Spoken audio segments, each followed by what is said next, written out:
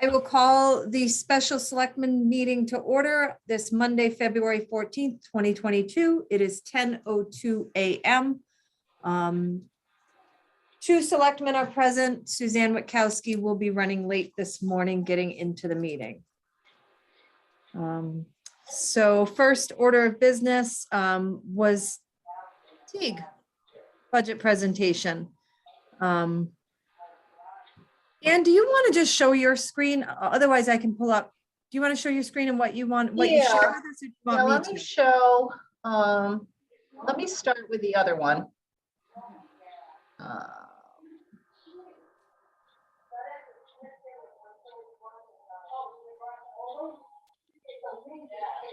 And I have screen sharing privileges. Yeah. Yes, you there I should. am. And this is the one I want to share. Can you all see that?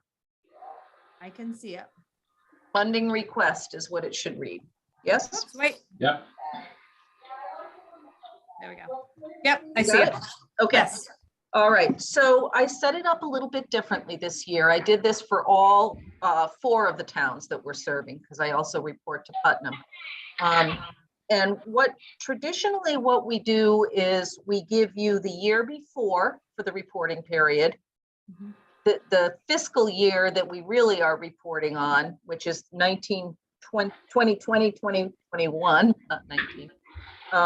And then I give you 6 months into this year's fiscal year, just to give you an idea of where we are.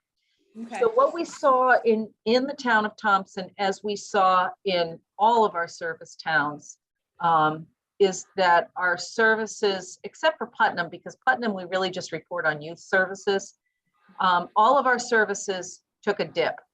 And I was concerned about that at first, but then I went back to 2018, 2019, which would be the year before the pandemic.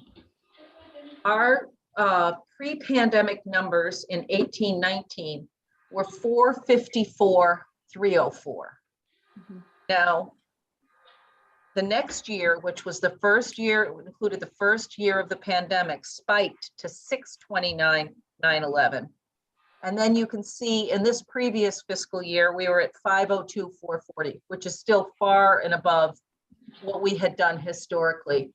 That big spike was when everybody was shut down starting in March of 2020. And in talking to other towns or other service agencies, they've seen the same thing.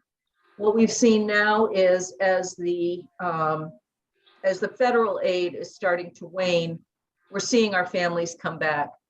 What we never saw was our seniors not asking or not needing.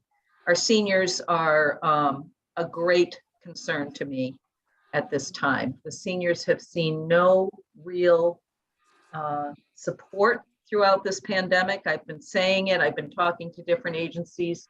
I actually have 2 seniors right now of great concern in the town of Pomfret, one with no heat, who was removed from her home, and one who's living in a car. We're really concerned. We're doing an incredible amount of outreach with seniors. So we are doing what we can, but we would ask that the town please refer any seniors that they're concerned about to us so that we can get right in and help. That's my biggest fear. So we still did a very fair amount of services at 502, 440, but it does show a $127,000 dip from the year before. And again, I really think that it's all pandemic related. During last summer, we had weeks when we would only see 6 or 7 families in the markets. We also have opened markets in both Pomfret and Woodstock. We're running those, and people from Thompson can go to those markets for a second pantry distribution during the month if they want to. So we make them aware of that. We've done several vaccine clinics, and we also did transportation and scheduling of appointments for vaccines during the past year. The senior phone calls that we did are not recorded here. That we just made them and didn't record them, but we've called all seniors on our lists in all towns. We were calling them every 4 to 6 weeks. We've backed off on that a little bit, but we're still calling them regularly. Sassy Soup that you can see in the other report, the RPT report that I sent, is something that we work with Northeast Connecticut Women and Girls, and we bring soup out to our seniors. On a Saturday over the weekend, we purchased the soup down at different restaurants. This weekend, it was Grill 37. And those of us who are on that board then work through both Teague and IHSP to bring soups to seniors to check in on them, make sure that they're really okay during the 6 weeks of heavy winter. That does show up at a $5,000, almost $6,000 value on last year's report. The other thing that we did was we started a senior care or an adult care program, and that provides continence supplies, pain relief, over-the-counter pain relief, hot patches, and so forth to our seniors. We have had collections in the town of Putnam and the town of Woodstock several times, and we have raised quite a bit of money and quite a bit of product. And these are pull-ups and poise pads, that kind of thing that are not covered under senior care. They're not actual diapers. If we get any of those, we pass those on to agencies that can use them. But we regularly deliver. And so that started just before the end of the fiscal year. In the 6 months since, we've provided $3,000 worth of services in the town of Thompson in senior care supplies. So that's a real need that was unmet and that we were really unaware of before the pandemic hit. Our food distribution, if you look at the RPT report, which is the second attachment, I can't show you both at the same time, but that dropped by half in the last year. Again, those USDA boxes, the extra SNAP benefits, the extra aid to families, and so forth. However, we're starting to see that zoom back up again. And I think that we often have weeks where we have absolutely no market appointments available, and we've been doing more emergency food. Another point of interest is that I have it in my notes somewhere. We have quite a few new families. So it seems to me that the new families are coming in and our numbers are remaining about the same. So that means that some people have found some stability and moved off away from our services. But we had, I think it was something like 121 new families over the past fiscal year. That's a lot for us. That's a real lot. And I know that in our 3 service towns, we've had 47 since November. So that's pretty significant. Youth, we have an attendance mentoring program that we work with the town.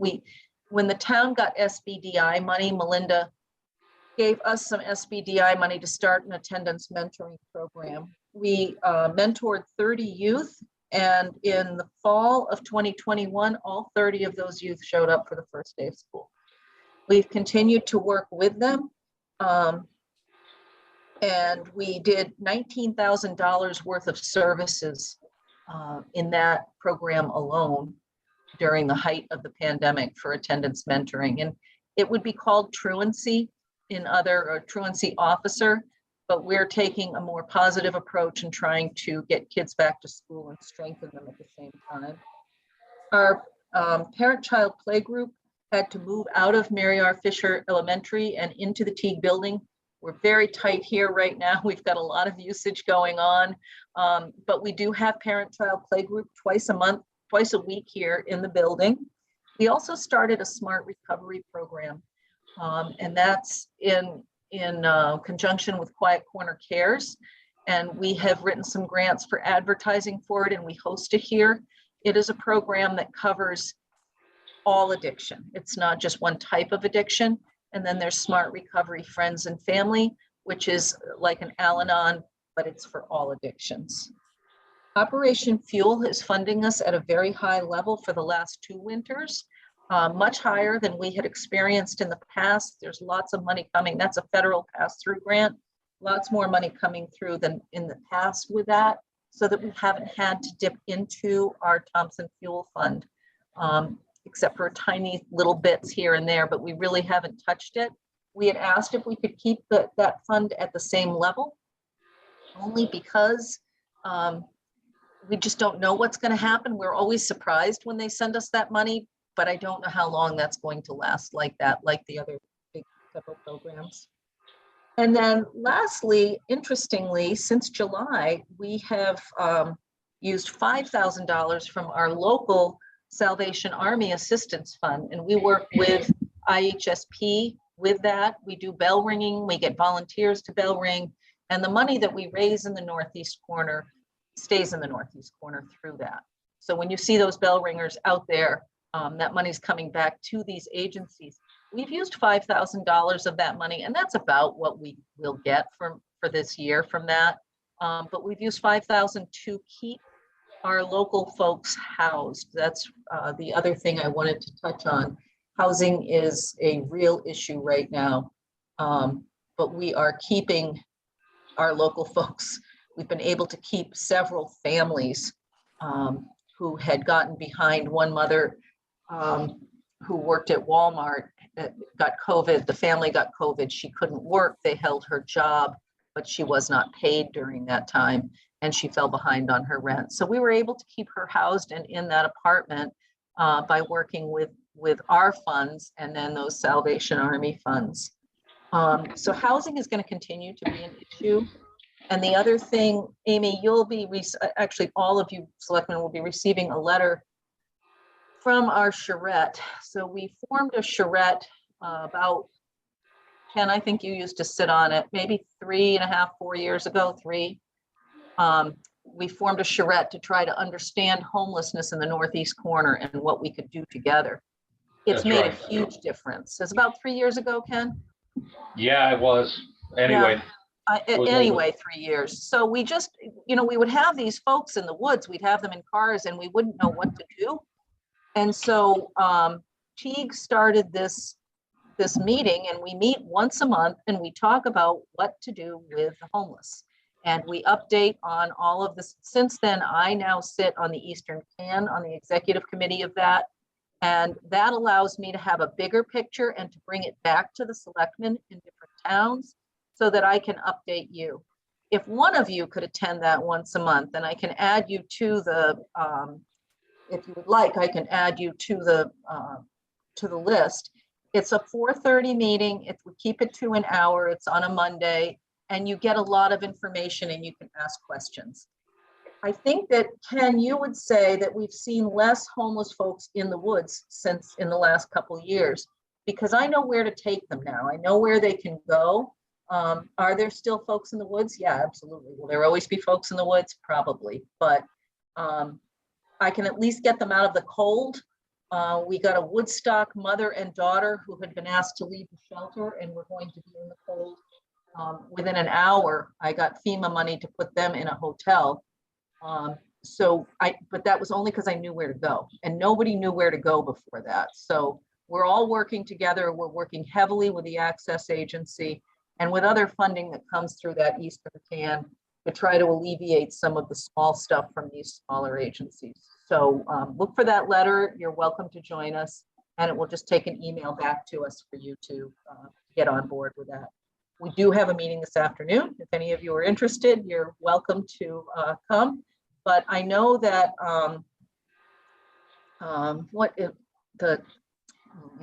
the Connecticut Coalition to End Homelessness was talking about the burden that homelessness really lies on the shoulders of the towns. It does, but you have Teague in this town, and we can help you with that. It's not really all up to you, and we certainly know where to direct people. Doesn't mean people won't be sleeping out overnight, but I think we can keep people safer. So with that, we are asking for the same amounts of money, and our request is down below here. I did not, the 41,965 is what we ask for social services. 5,000 from the Board of Education comes through that school readiness grant every year. and then 4,000 for youth services. And that helps to support our Youth Service Bureau. As you can see, the Youth Service Bureau funding didn't really change much, or the Youth Service Bureau value didn't change much over the past 2 years. And I don't see it in the 6 month changing much. We're doing a lot of youth work in this town. We are working with the Juvenile Review Board. We have every Saturday, we have a basketball clinic for kids that don't really fit into other basketball offerings. And every Thursday, we have our hang time after school, which works on academics with kids and socialization skills and so forth. We also worked with the town and the last Green Valley to get 8 kids through, or 8 spots in free summer camp along the Airline Trail this year. We have camperships that we offer to youth. We do youth mentoring through our Juvenile Review Board, through DCF, through the school, through other referrals as well, mental health. And we're doing mental health bridge counseling for people who are waiting to get, particularly young people waiting to get into regular counseling until they can do that. So we're asking at the same level. I still believe it's a very good value. The value, I think, reflects 10% of the value of services that we offer to the town. So we still feel like we're providing a good value, and I do see the numbers as being pretty steady. Any questions? Anything else you'd like to cover? Just real quick, with the inflation and the energy costs going up, are you seeing more demand for your services? Yes. It's got to be escalating without a doubt. It's escalating with food, it's escalating with energy, it's escalating with rental costs, because a lot of the rentals, and I'm sure you're aware, have been sold or are for sale, and new landlords are coming in. So rental costs are going up. In some cases, they're clearing the building, and then we're having a hard time finding a place for other folks to go. Christmas was very big this year. It was very, very big, and we brought, again, a lot of new families in through that Christmas so that we can help them with other things. We're really focusing on when people come into the market. We've got boards there with all of our services. We have a social worker there who is talking about those services and how they might fit in to help these families or help a senior. Our adult care program is up there because it's hard to just walk up to somebody and say, hey, would you like some boys pads? But we can talk about that with seniors as they come in. And then the outreach that we're doing, we've never done so many deliveries as we're doing now, but we feel like with seniors or anybody who's shut in for health issues, it's important for us to be out there and with an eye on them, because a lot of folks have just not seen anybody. Big uptick in hoarding as well among seniors in particular, because they just haven't been out. I'm also working hard with Leah Shad over at the probate court with, I've talked to lawyers, I've talked to different social service agencies and senior resources to see exactly what our role is when you hear about somebody who you feel is shut in and you'd like us to go check on them. In the past, we were told not to do that. My feeling now is I'll go out and I'll do a check, and if the person doesn't want to talk to us, then that is their decision. We can always put some conservancy papers out for them, or the town can. And the other thing we can do is call Elderly Protective Services, although we have not had good luck with them this year. They are they're overwhelmed. How has your market been holding up with the supply chain? You know, pretty well. I would say that we're spending money now to get the foods that we need. People really are craving the healthy foods, the frozen vegetables, the frozen meats. We're doing dinner on a dime next week, which should be interesting to see who comes to that. We're taking things from the market to show people what they can do. We are not getting much meat, as you would suspect from from Walmart. Usually Walmart sends us quite a bit of frozen meat. So our meat selection is down, but it's not, there's enough meat there. It's just less of a variety. Our fresh fruits and vegetables, it's a little harder this time of year. In Pomfret, the Pomfret proprietors are doing a monthly, they do a monthly drive on the first Saturday of every month. They go down, they stand outside the market and they fill it up. And we have sometimes surplus fresh food, and that comes over to this market or goes out on the mobile market to Woodstock. So we've been able to balance back and forth in that way. The Connecticut Food Share, now it's called, the food bank and food share melded. They only offer what they can get, and the offer's pretty good, but we also pay a per pound drop now fee. So we try to do our drops less often during the month so that we're not paying every week for a drop fee. Still sharing out when we can with other entities, and they share with us. I'm working on trying to get some milk delivered to all local pantries through the Connecticut Food Bank, but Connecticut Food Dairy Council, but I don't know if that's going to happen because we're pretty small.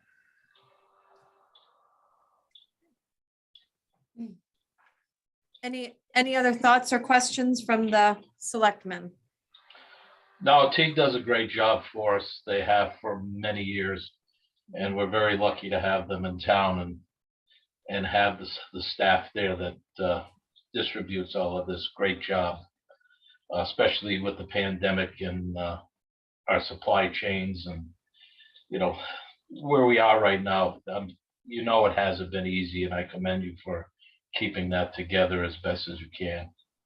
Thank you, Ken. It's, you know, my staff is amazing, and there's never anything I've asked them to do that they haven't done. They're incredibly compassionate. They're tireless. My youth staff is out there at 7 o'clock in the morning getting kids ready for school, and they're out there till 8 o'clock at night, you know, checking in with families, doing intakes. Our juvenile review board is very busy, as you can imagine, these days. Our kids are at risk, and we're working really well, I think, with all of our local schools, and I'm proud of that. But I'm very proud of my staff. They're just, they're not doing it for the money, I can tell you that. They do a great job. Thank you. Please call us with any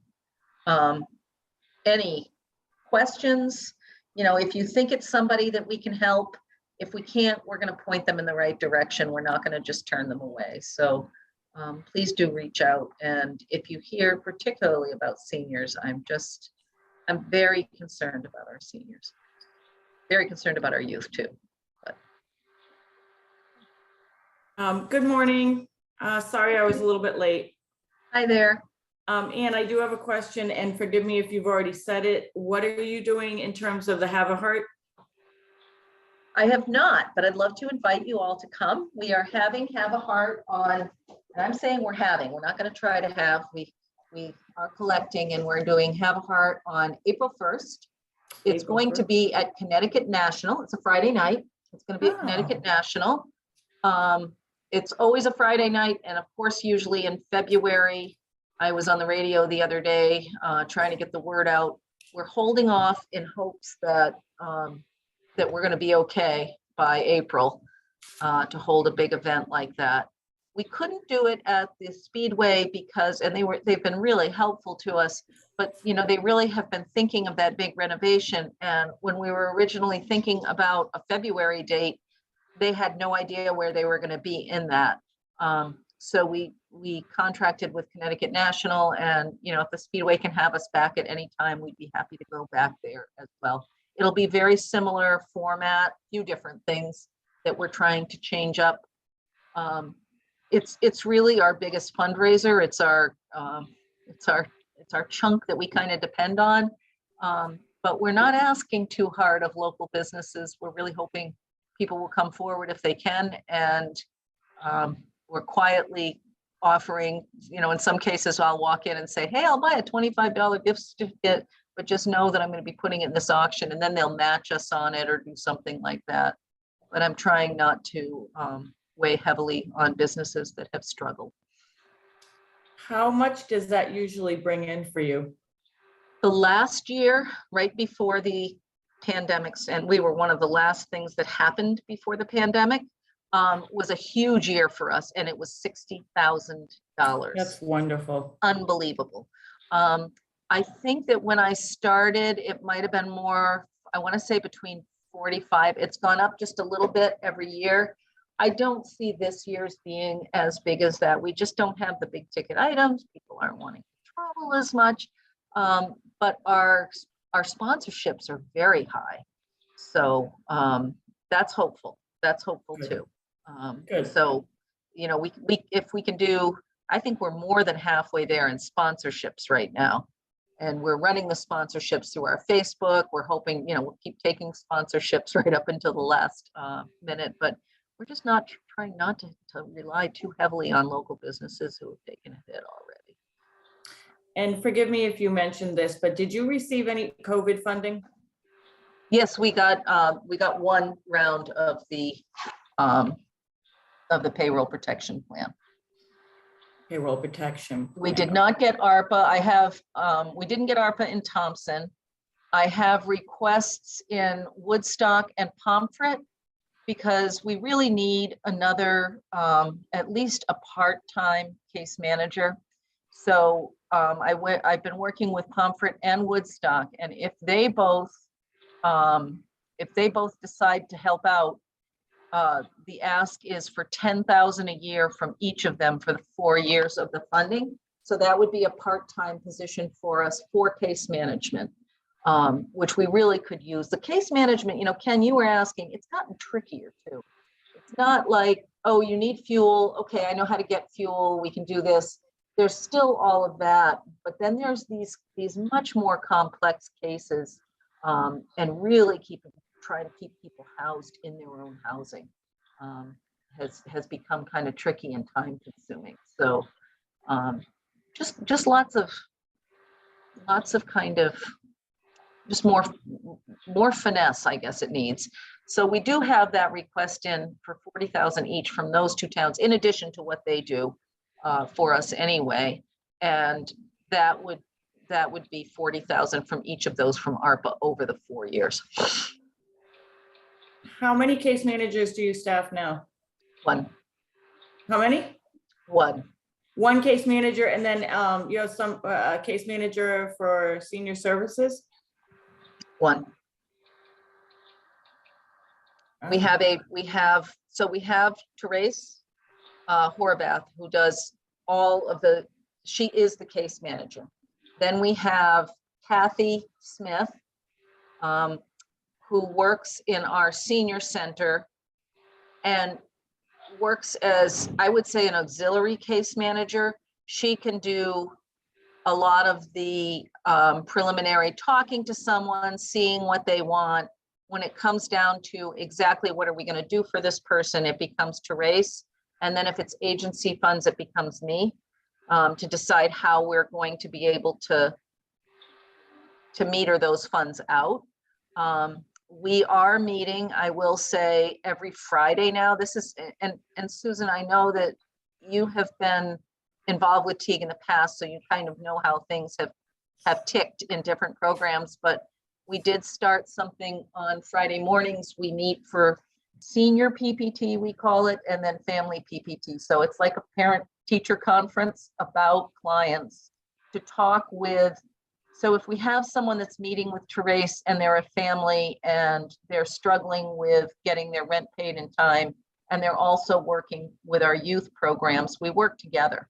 And that bolsters Therese and bolsters all of us to kind of group solve some of these issues. And that's been amazing to be able to do that. So I would say formally 1, informally maybe 1.5. But my real wish is I am just hoping that ARPA comes through to at least get a 20-hour-a-week person who is dedicated as well to case management, because that case management is what we have to do right every time. We have to do our best with that. And meeting as this group is really helpful. But at the end of the day, it's Therese who has the passwords for all of for Operation Fuel and access and all of that. And I just think that sharing that out would be a good thing. Sounds good. She's also your agent for the elderly, and she is also serves as agent for the elderly for Pomfret. Woodstock has a volunteer for that position. But Therese is really quick to jump and to research. And what we found is we need to come in to give her some support in some of those situations. And so I know enough to be dangerous, and Chelsea even knows enough to be dangerous so that Therese can take time off. She had a couple days off a couple weeks ago. We had a senior from Thompson. We were able to get her fuel right away. We know where to go. We know what to do for those kinds of situations, but I just think it would really be in our best interest to be able to fill another position in there with some case management.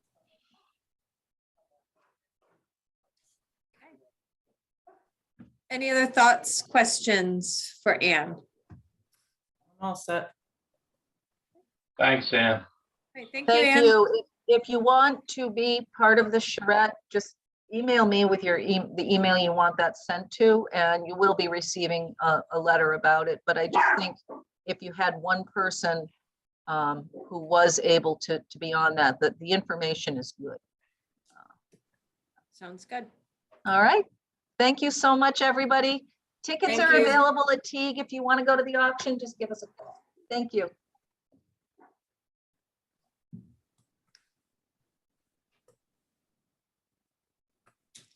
All right. Next item on the agenda is the fire marshal.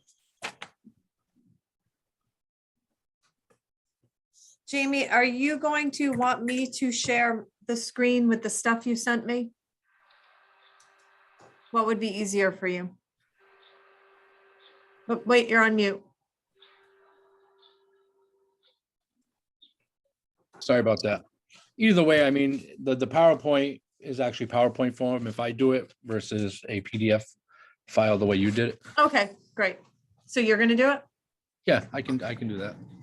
All right.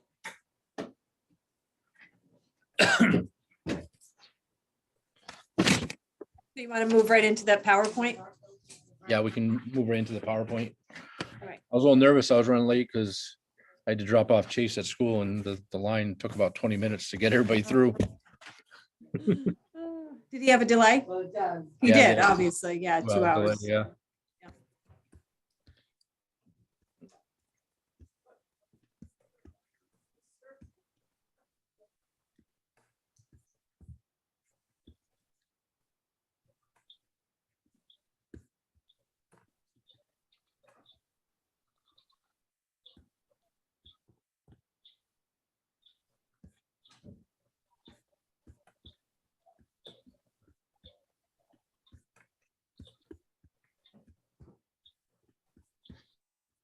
Let's see.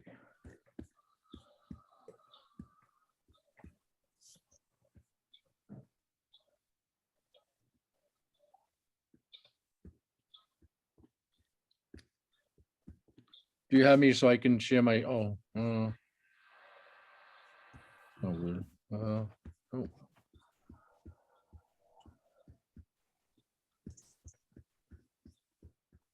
bring it up.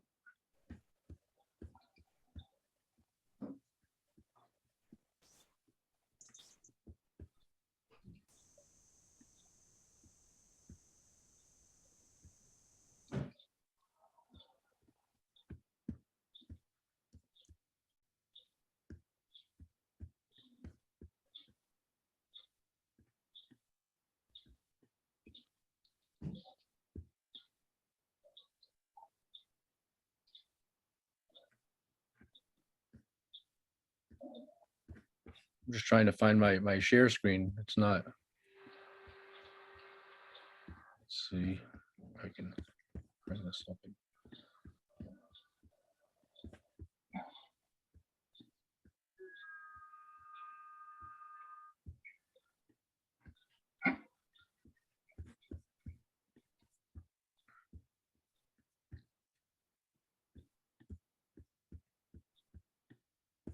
Oh, there it is.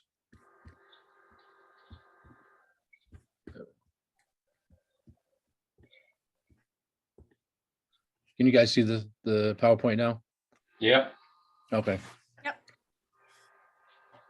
All right, so what I did is I took the information from this past budget year, kind of comprised all the information, statistics on what our office had did over the past year or so.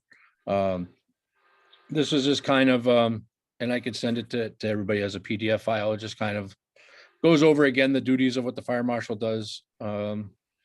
Basically, you know, we're responsible for making compliance with the fire safety code and also the fire prevention code through Connecticut statute. Just move this. Hopefully that's better. And the other thing that involves is inspections, a code schedule according to Connecticut General Statute 29305. It basically outlines all the different occupancies that we're supposed to inspect by code on an annual basis, biannual, 3 years, 4 years. And all those numbers have a meaning. A is assembly, H is high hazard, M is mercantile, R is residential. So all residential, including 3 families or above, or mixed occupancies, are required to be inspected on an annual basis by the fire marshal's office by code.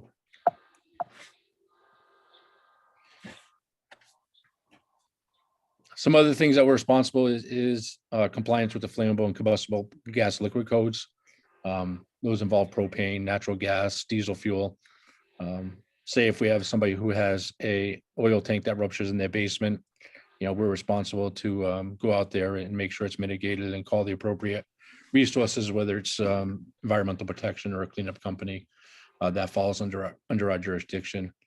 And one of the bigger thing is cause and origin of fires. Anytime there is a fire, no matter what it is, by statute, the fire marshal is supposed to investigate it. So no matter how minute brush fires, anything, by statute, fire marshal has to be out there. The other thing that's big is if somebody has, they're cooking some food on the stove and they get burns from hot water. Any burns to a person's body, the fire marshal has to investigate and actually has to report to the state fire marshal's office. Any of those type of incidents. Jamie, Yes. what are some of the things that you don't, I mean, obviously the fire departments get an awful lot of service calls. So the problem with a lot of the service calls is when they go to those places and say if it's water in the basement, what ends up happening is if the water ends up going over the top of the boiler, then they end up calling us in. Or if the water ends up into the electrical system, then they call us in. So a lot of the nuisance, we say nuisance service calls that a fire department can handle, a lot of times they're calling us out there because it ends up affecting components of the occupancy, whether it's electrical, heating, so on and so forth. So if it's not a fire service call, then we don't have to go unless other stipulations fall in, if that makes sense. No, it makes sense to me. I was just asking, you know, what type of calls you would not be getting involved with. That's all. So people would understand it. Yeah, if it's not burning per se, we really don't have to be there, like medical calls. But even if you have a car fire and a car accident and the car starts on fire, you know, even it's from a car accident, we still have to investigate it as a car fire. We are responsible for pyrotechnics and also explosives.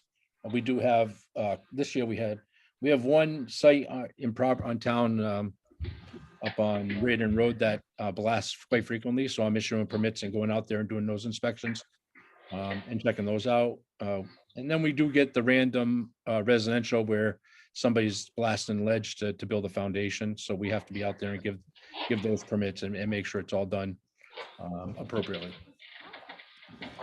So one of the big things is fire investigations in 2021. Those total of 53 fires that we had to physically investigate. including building fires and such. These pictures are actually pictures from 2 recent fires that we had. So these are fires from 2021, 2 different houses that we had to investigate. There was also 516 incidents that we need fire marshal review. So through the emergency reporting, we have to make sure that everything is reviewed properly and make sure all documentation is done. So when the fire department does their incident reports, I have to oversee it and review it and make modifications based on what the fire incident reporting requirements are. Just a quick breakdown of investigating a fire. For the normal person, we use what's called the scientific method for any type of fire that we go to. So it's always a step process. And I basically recognizing the need, define the problem, collect data, analyze the data, develop a hypothesis, test a hypothesis, and come up with our final hypothesis. So anytime we go to court for any fire investigation, we basically have to recite these steps because the lawyers are making sure that we're following the scientific method to come to our conclusion on what started any type of fire. Just a quick breakdown of what that means to the normal person. A stand-in fire investigation from start to finish for a house fire takes anywhere from 10 to 20 hours of work for that fire to be complete, between the investigation, the follow-up, and the paperwork. I had a recent one that we had involving wires that started a house fire, which was one of the pictures. The report alone took 7 hours to write up because we had 7 different areas of fire origin that we had to document and make sure we had full accountability of those areas inside the fire. So basically, the step process, breaking down that systematic method is, get a call that there's a fire need for investigation. 2 is to identify the problem and what we are being dispatched to. Step 3 is to start documenting the scene, including getting consent and conduct investigation by owner. If we need to obtain administrative warrant from the court.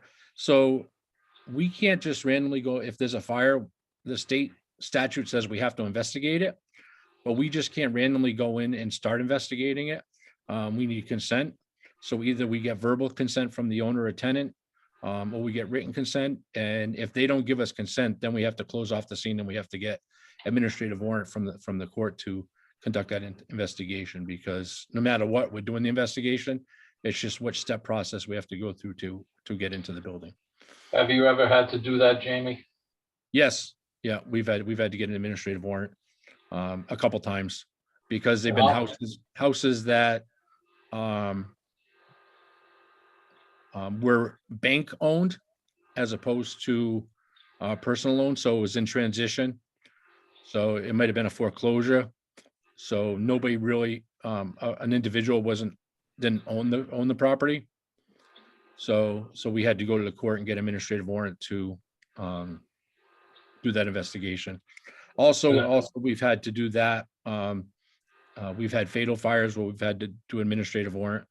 And then also if it becomes criminal, and as you know, Ken, with your background, as soon as it becomes a criminal matter, we have to stop and we have to get a criminal search warrant. So we would start by doing so if it was an arson fire, we'd start by doing an administrative warrant. And once at one point we decide that, oh, this might be intentionally set, we have to stop the investigation, go back to the court and get a criminal search warrant, because now it's not just an administrative to get the investigation done. It's more of criminal aspect to it. Jamie, at that point, are you working with the state fire marshal's office to help with the investigations? Yes, a lot of towns that have their own local PDs actually use their PD to help them, but I have a good rapport with our local state fire marshal's office. So there's a couple of gentlemen that are in our local area that are on the state fire marshal's office. So I'll call them in. And what's nice with them is we'll do the investigation and the report writing, and they'll be there to assist. Even if it's a complex fire, they'll come in and help us with the investigation. But at the end of the day, we do all the final documentation. They're there to assist. No, I was just thinking about the assistance, obviously goes a long way, especially on the criminal side and, where we don't have a PD, it's the state police. I'm sure that in the past, the Yeah, state fire marshal's office is very well versed in, this type of process. Yeah, and I'm very good. I have very good rapport with our local state fire marshal guys, that are state troopers. So we're talking frequently, back and forth. Like I said, we're not fortunate like Putnam and Plainfield. If they have something that becomes criminal, their PD helps the fire marshal where we don't have that opportunity. Just one more quick, thing. How long does it take to get that warrant, for accidents? It depends what time of day it is. If you're talking at 3 o'clock in the morning, realistically, you're not getting that warrant signed till probably 7, 8 o'clock in the morning. So you're holding the scene waiting until that warrant is signed. Yeah, we either hold it with the fire department or the fire police. Yeah. Yeah. Exactly. So we try not to hold the fire department if the fire's out because, it's just, more burden for them to have to sit around. So we'll hold the scenes, that's why, it was important for us to get necessary equipment. So we're not using the stuff off the fire trucks because I could be digging through a building for, 3 to 4 hours after the fire, just trying to find the point of origin. So, obviously we know the volunteers don't have that kind of time to sit around waiting. So after that, we have to take photos, and photos based on the incident is, we could have anywhere from, 20 to 100 photos. Sometimes more. I know there was just a fire in Plainfield that was a fatal and they took 500 photos. And each photo you have to do a photo log and identify everything with that photo. Do a little narrative on it. So it becomes a little tricky. And then witness statements, we kind of have to be, we're trained investigators, so we have to do thorough witness statements, by anybody around, because, there's always 3 sides to every story. So you try to get, different witnesses to get their story and what happened. So then we find the point of origin, find a competent ignition source to rule out what's not probable. One thing we can't do is we can't guess on where the fire is. And what happened, if we don't know the exact cause, we have to, rule it undetermined. There's just a fire in Putnam a couple of days ago that I was at, and I was with the Putnam Fire Marshal, and we just, before I left, we could not find, we knew where the fire started, but we just had no ignition on what caused the fire. So hopefully he had found, but sometimes, it takes time to try to find that point of ignition. It has to be competent, because what happens is the insurance company will bring in their own investigators, and those investigators are actually retired fire marshals or state fire marshals. So they have a lot of experience. So if I rule something and it's not what it is, it kind of makes us look like fools, because we're given a false determination of what the fire caused the fire. Then we review the ignition source testing and make sure probable cause of the fire. And then we make a final determination and document the scene and basically writing up your report, meeting with the insurance investigators, because they'll call a couple days later. Not only investigators, but I got a phone call just the other day from Consumer Protection because of a product that was involved in one of the fires and involved with recent fires. So they're trying to follow up and find out if there's any consistency on why these fires are being started in the area by this specific product. So Jamie, yes. with the fire marshal and the hours to process it, have you, or maybe you can estimate, have you ever had to go to court? Because obviously that's above and beyond, that's at the end, as cases progress through the system. Fortunately not for fire investigations, but I did get deposed about a month ago for a code issue that's going on in town over a lawsuit. So I was deposed for about 2 hours by 3 different lawyers, basically asking everything to do with code questions and, what we did, what we didn't do. So I had to have all my ducks in line and code terminology and, they ask you your background and, what code you're using. So, there's a lot of steps involved with that. Fire investigation wise, I actually had a case last year of somebody that was starting fires outside that I was working with the state's attorney. The person ended up getting prosecuted, but we had 2 different fires that was started by that person. And that person ended up getting arrested for that. So I was working with the state's attorney's office locally with my reports and the investigation to prosecute that person. So there's a lot of background stuff, behind the scenes things.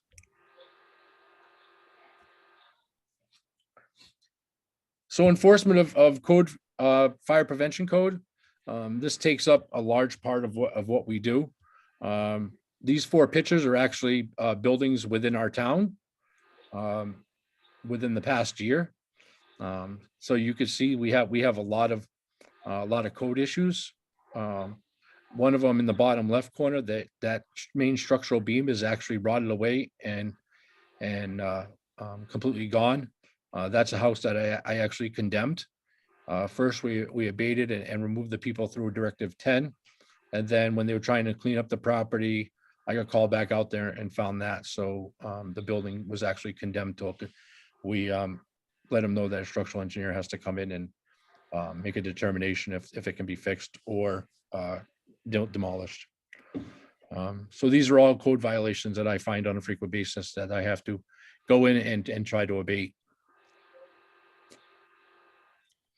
2021 life safety, fire preventions. We did over 200 inspections and re-inspections.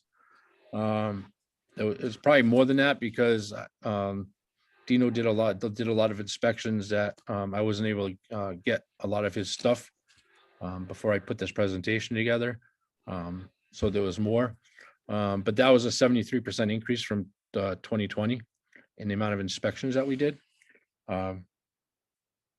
Basically dormitories, businesses, any type of business in town that possible, we did it. One of the big reasons for the increase was apartment buildings. We said last year that we really wanted to dig into starting getting apartment buildings inspected. We have right around 80 apartment buildings that are 3-family or more and mixed buildings that need to be inspected by the fire marshal. As of when I put this presentation together, we completed 72% of those buildings. So we have a huge amount that we accomplished. And the only reason why we're not at a higher number than the 72% is because we're fighting with the owners to try to get in to do the inspections. So we're going through process of dealing with the state's attorney. We're dealing with sending out certified letters. And at some point, we're going to have to, we can actually file an administrative warrant for this as well because code requires the inspection. But the downfall with going through the administrative warrant process and getting into the buildings, then I have to coordinate with the state police because now, I have a warrant to go in there to do the inspection, but it's not on voluntary terms. So I need some, law enforcement assistance, just when we go through these places. So it takes time for those people that are not compliant with wanting to get their buildings inspected. So plan review, we do a bunch of plan review. Terry usually gets the plans and anything that involves non-single family residents. I have to sign off to Terry that it's approved. And then there's other things that I'm involved with that Terry's not. A couple of these plan reviews, these are actually 3 plan reviews from town. One of them is a fire alarm system that was just put into the mill in Wilsonville. Another one was the refurbishment of Drafters, which was the old KSC, and the other one is the Cottage House, which is the old Vernon Styles Inn. So we have to approve the layouts, improve safety components, fire alarm systems, egress components, emergency lighting, exit signage, electrical issues, door closures. all that other type of stuff that we go into. Enforcement and hazmat code. These are different areas that we've seen in town. Obviously, we find a lot of gas cans by exit doors, gas cans underneath buildings, propane tanks. So we're constantly out there when we're doing inspections and finding these type of hazards. Last year budget, in the bottom right, I bought a Sensit gas meter. We had a local business that's restarting in town up in Quinnebog. And I was doing one of my inspections. I brought that in to do their kitchen inspection, and they didn't realize that every pilot light on their stove was out, and the kitchen was completely saturated with propane. And I happened to bring my meter in, as soon as I went in there, and the thing went crazy. So we were able to quickly shut the gas off and ventilate the building before it was more catastrophic than what it was. So we do pyrotechnics. We have people in town that we have a fireworks tent that goes on in Quinnebog. We do have some local stores that sell fireworks, have in the past. 2 years ago, we actually abated and brought the state fire marshal in because we had a business in town that was selling fireworks without appropriate permits, and they were selling illegal fireworks. Something as simple as, those little snaps that you throw down on the ground and hit. Those are actually illegal to sell in Connecticut. The other thing is blasting. On the right-hand side, those two pictures are actually the site on Reardon Road. So I have to actually go up onto that location, and make sure that everything they're doing is within code and meeting the requirements. So we're driving up, they have these narrow, hill paths going up there to get to these locations. But this is actually, all these pictures are pictures from things we've dealt with in Thompson. So a standard inspection process, just to go over this, kind of like I did with the code inspection. Schedule inspection to get required approvals.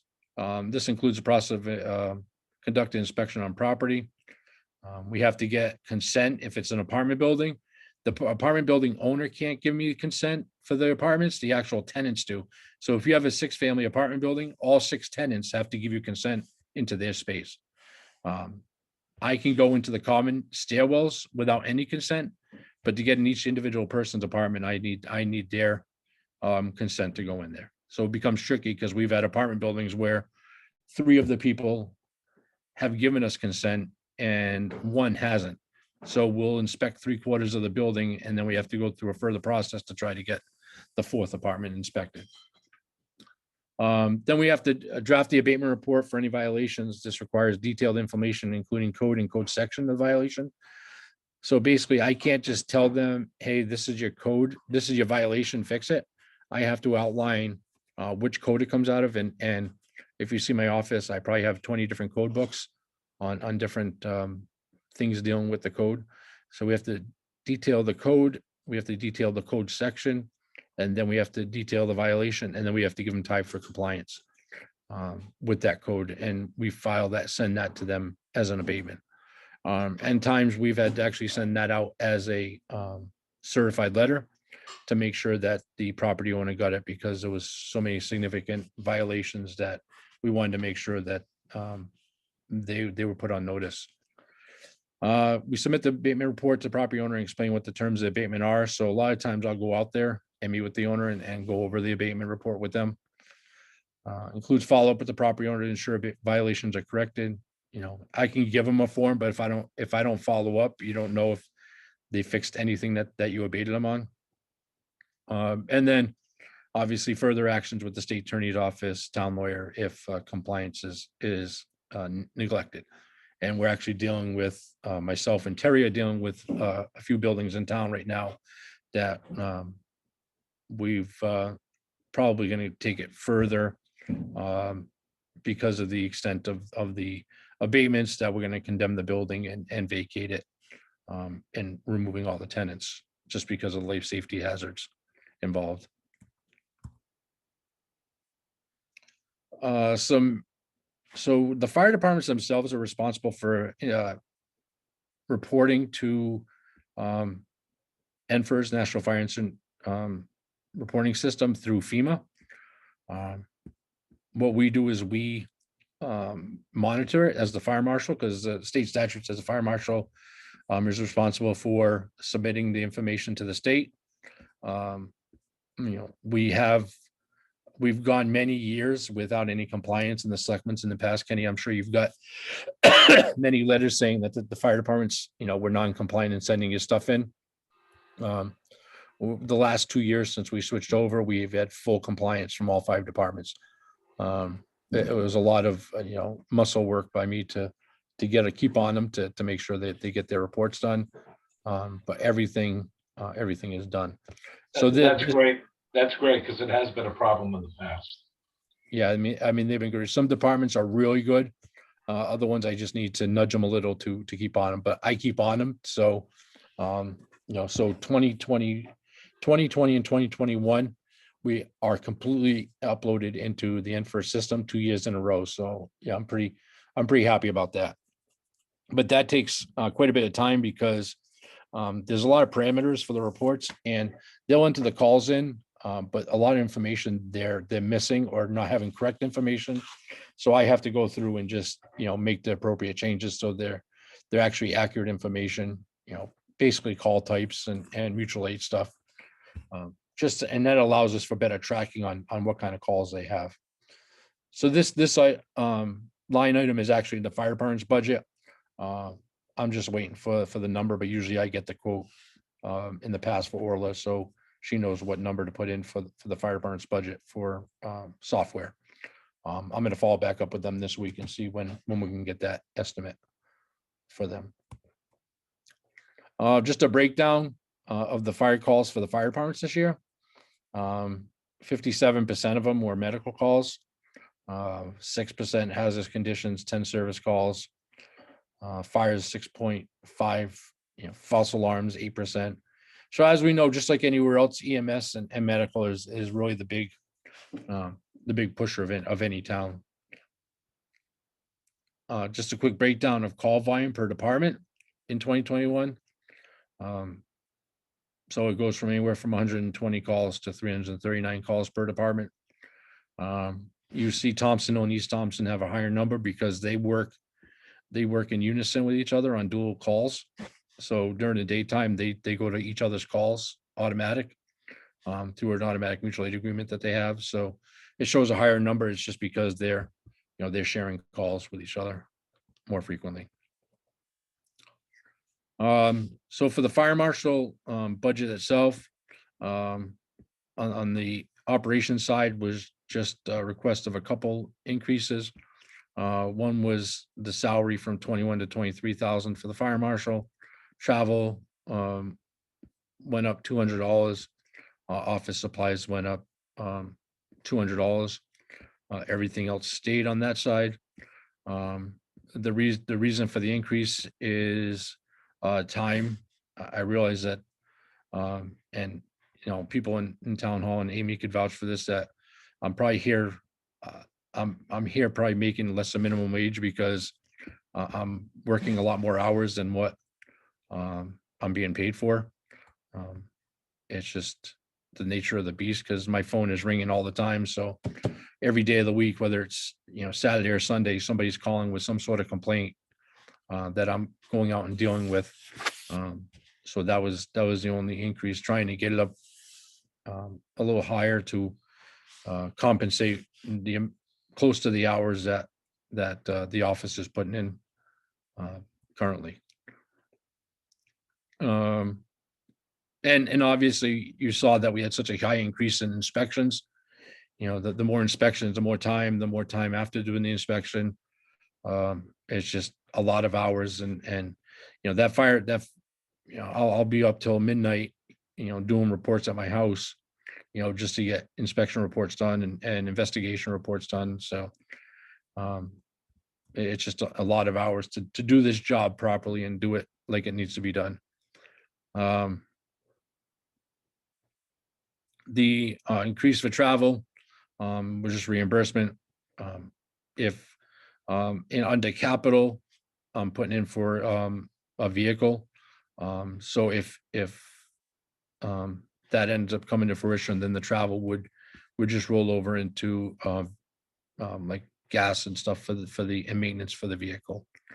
And office supplies, obviously, I go through a lot of paper, and I go through a lot of discs and just a lot of folders, and so that was the reason for that. Any questions, or you want me to just keep on going? Keep going, Jamie. Okay. I Yeah, was gonna say, keep just going. keep going. Okay. So the new capital expense is a vehicle for the fire marshal's office. I started talking to Orla about it previously, about different options. She got me in contact with the leasing company that the town uses to do a 3-year and a 5-year lease to purchase. But thinking back now with after the meeting we had with Putnam the other night, talking about leasing vehicles versus purchasing them.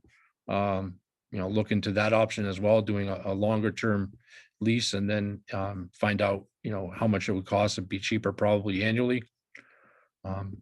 At that rate, I know that's what Barney had said during our meeting the other night with Putnam. Some of the things, the MSRP on the vehicle is $47,000, but at the state, the state bid price that the town would get drops that down to $35,000. And then what the vehicle would have a cap with lighting, a slide out tray, and then obviously emergency lighting and radio equipment so we could communicate. I've had times over the last couple of years that we've had car fires on 395, and I have my vehicle up there, and I swear to God, I get a little nervous. I don't have much lighting on it, and I feel like I'm going to get killed up there with the way people are driving.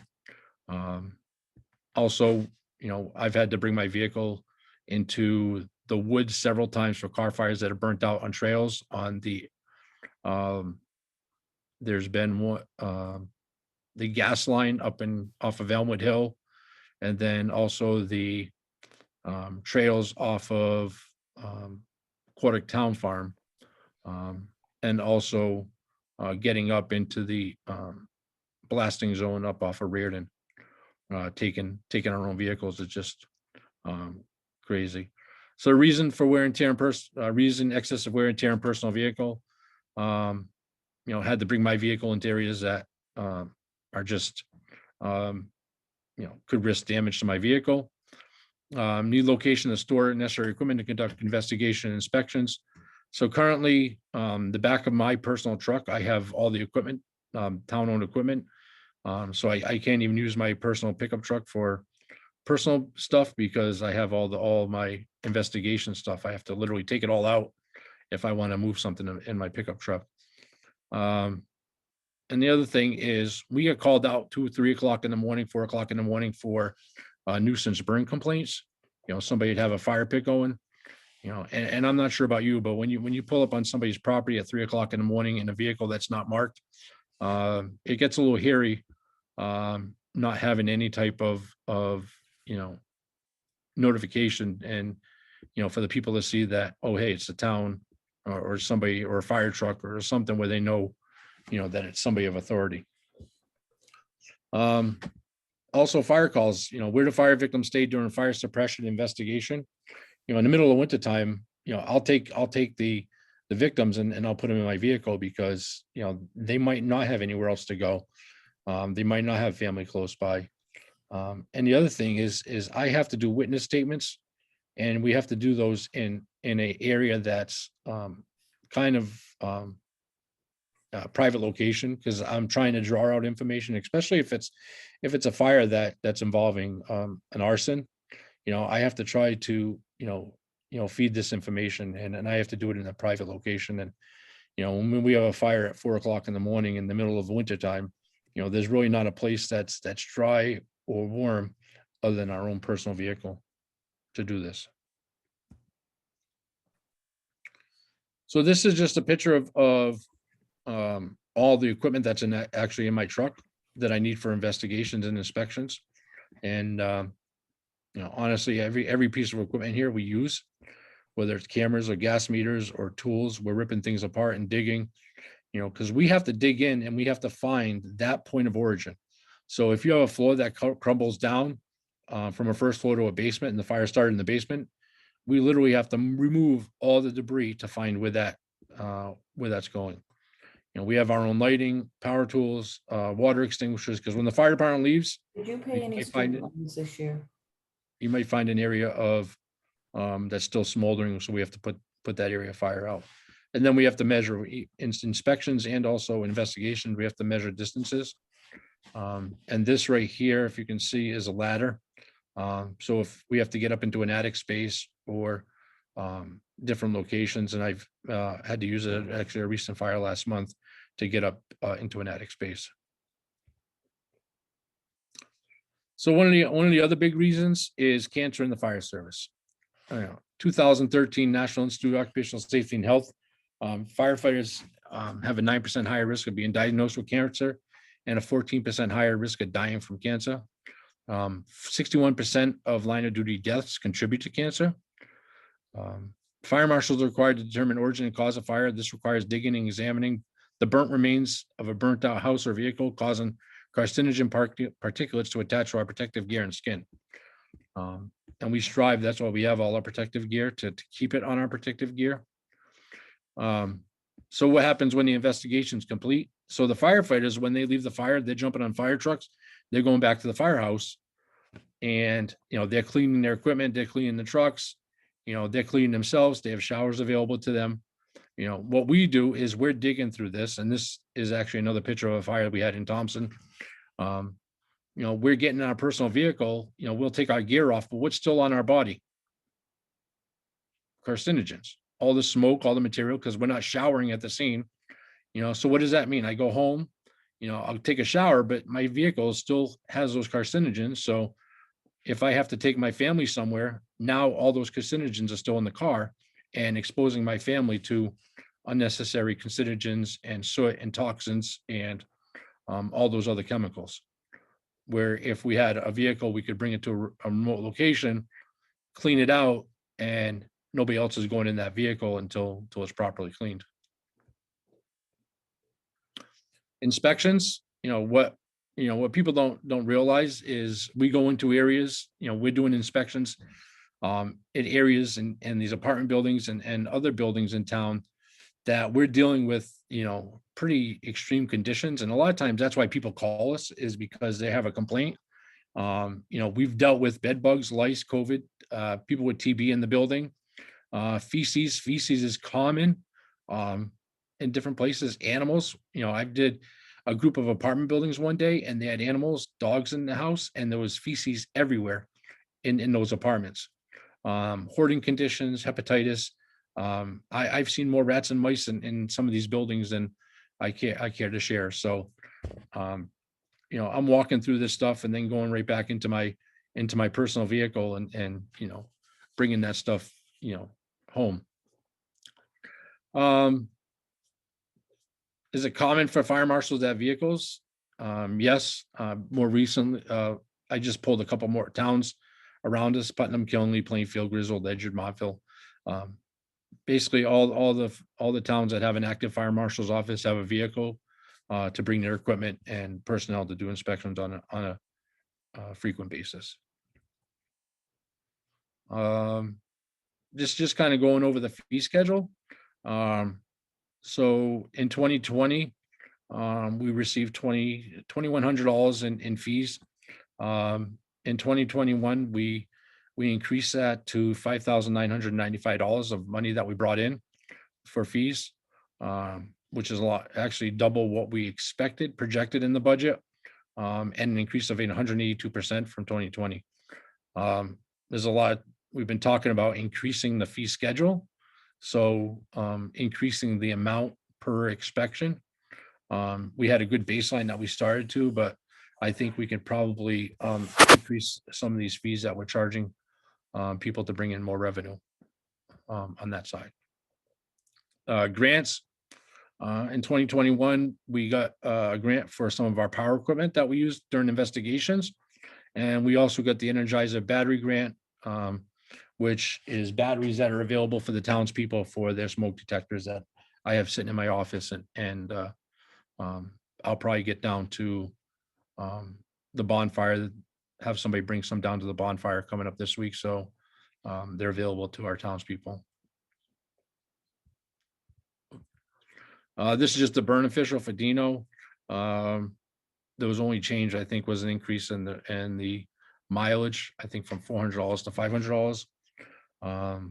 He did last year 72 permits in the town, which is now mind you, every burn permit, he goes out and has to inspect the pile. So that's 72 times he had to go out to different properties in town and inspect that. And a lot of times we get complaints of people that we have to go investigate, because the neighbors are complaining about their burns. I want to share the, let's see, let me get to.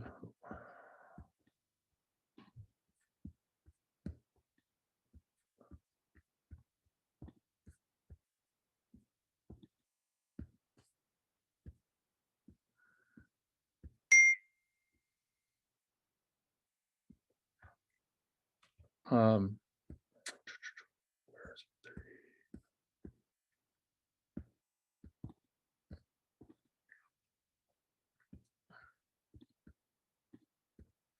This was just one.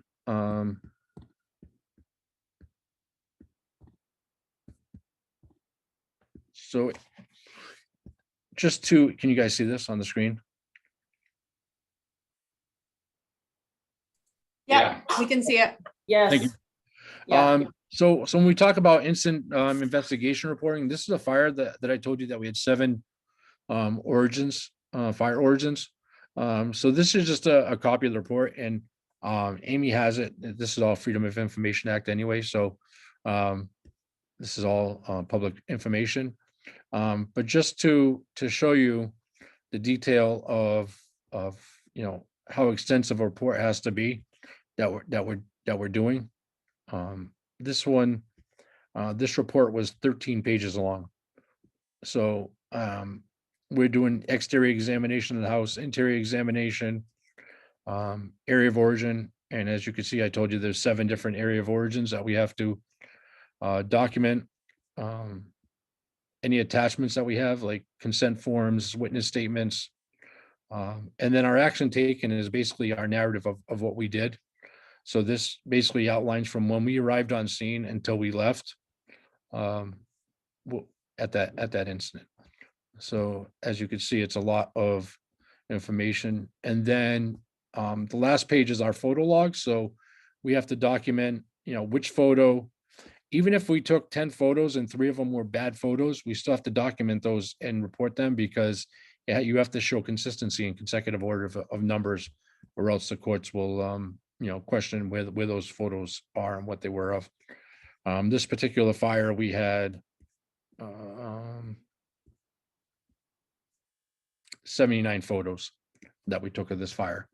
So that's a standard house fire. So any house fire, you come in here, you'll find a report very similar to that.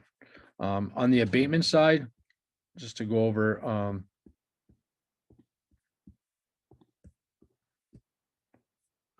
a recent abatement report.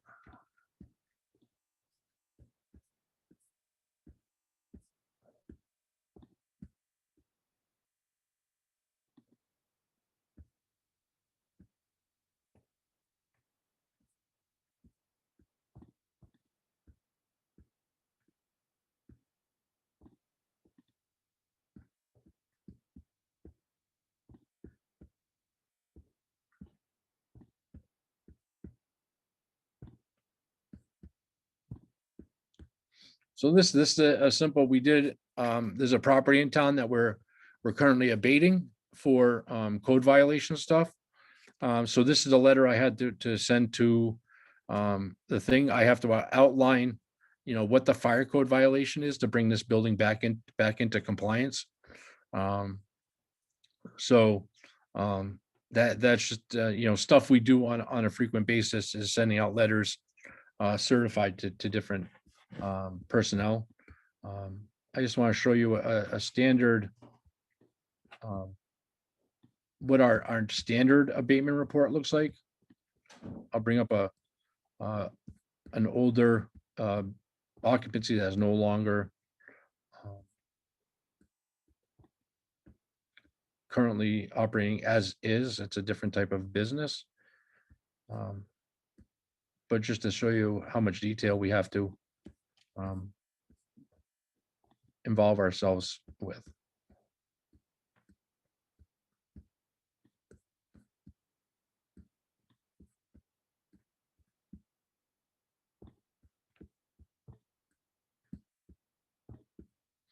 So this is a standard abatement that we do. And as I told you before, we have to identify the violation. You guys can see that again, right? Just want to make sure I'm not. Yep, we can see it. Yep, Okay, no problem. thank you. So what I have to do is identify which code, what the code section is, a violation location, the description of location, and then a time for compliance, and then any comments. So this particular business, when I did it, I found there was 17 violations, so you have to dig your head in the code books and find all these violations, identify what they are, and time for compliance, and then you have to follow back up with them, because if you don't follow up, none of these things will ever get completed. And a lot of assembly occupancies, the nice thing about them is they're kind of held to a more higher standard, because I have to sign off on their state liquor license. So I have the authority to, if they're not complying with the fire code, I can call the liquor commission and have their liquor license revoked due to fire code violations. So I get a lot more compliance with anybody that owns a business that needs my sign off, as opposed to somebody who owns an apartment building, which will do as least as possible, because it's going to cost him money or her. So that's a standard abatement. I think that pretty much covers everything. Jamie, I have a quick question. Yes. On the apartment buildings, Yes. you're trying to play catch up, because for years, those apartment buildings didn't get inspected prior to your being our fire marshal. Once you complete an inspection, how many years until you have to go back? Every year. Oh, it is every year. Every year they have Okay. to be inspected. Yeah, they in the front of the thing, it shows the schedule, Mhm. inspection schedule on the presentation that you have. Okay, And residential apartment buildings fall into residential. So Okay. every year they have to be done. So everything 3-family above, every year we have to be in them. okay. And then on the capital request for that truck, the emergency lighting and radio package, is that something, because it looked like it was 15,000, correct? Yeah. Is that something that can move with the next vehicle? Or does it stay with the vehicle and get sold with the vehicle? You could probably remove, because that also, yeah, the radios will all come out for the next vehicle. And the lights, really, you could take the lights out and put them in another vehicle. Okay, Yeah, they don't have to stay. So the cap, realistically, the cap, as long as there's nothing wrong with the cap and the radios and the antennas and all the lighting can come out and be remounted into another vehicle when the lease purchase is done. If we and want. were there any options out there? I know the market is tough. Any options for used vehicles, or not really? There's most of them that I found were SUVs versus pickup trucks. Okay, And the downfall with the SUV is, as I explained, if you put all your equipment inside of the back of the SUV, Mhm. now all your contaminated equipment is riding in the passenger compartment of your vehicle. There Okay. is a place down in Florida that sells vehicles, fire marshal vehicles, So it could be something to look at to see if they have anything in stock down there. That's a pickup. Right. And the ability to get a new truck seemed pretty feasible in today's market. Oh, from you're probably still talking 6 months. Okay. Oh, the cap is actually only, I think, 90 days. Um, Okay. so realistically, there's nothing that's in stock. So just like anything else, it would be a delay to get any vehicle right now. Talking to any, because I talked to a couple of different dealerships. There's a delay in production. Okay. Any questions from my fellow selectmen? Jamie, could you send us a copy of that PowerPoint? Yes, yeah, I have it as a PDF file, so it'd be a lot easier for you to navigate and download. That'd be great. I'll send it as soon as I disconnect. Amy asked the questions I had about the vehicle, so that was good. And Ken asked the question about the PDF, so I'm good. And thanks, Jamie, for such a detailed report. I can see where you put a lot of time into the PowerPoint, and that's important for us to know. Thank you. Well, I feel it's important that if I'm doing a job, I think it's important that people know what job is being done and where the tax dollars are going. Right, right. And I think the public appreciates that as well. Thank you. And I will say the public, at least the public attending right now, Mr. Bill Warner said, "I'd like to thank the fire marshal for presenting a very thorough report." And I neglected at the go to open the floor to citizen comments, but the floor is open before each presentation and after. So just want to take a moment and allow anybody else who might want to speak. Typing it in the chat box helps, but you can also unmute yourself and speak at this time.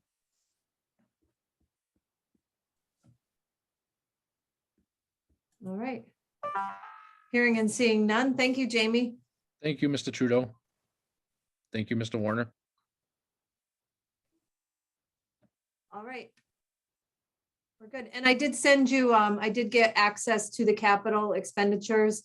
Orla hadn't given me permission. She gave me permission last night. Yay. So we can start working on entering that into the budgeting software. Okay. Are you here for a while today, Jamie, or just for the presentation? Yeah, I'll be here for a little bit. I have to do an inspection up in Quinnebog, but I'll be back.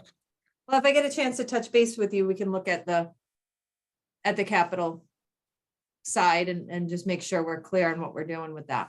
Okay. Okay, great. Thank you so Thank much. you. Thank you, everybody. Thanks, Jamie. Thank you. Have a good day. All right, so the next department on our agenda is Public Works Department. Rich, are you still with us? I know you came in, you were supposed to be going around 11 o'clock, but. I'm still here. Okay, great. Open the floor quickly if there's any citizen comments at this time before we move into the discussion on the Public Works budget.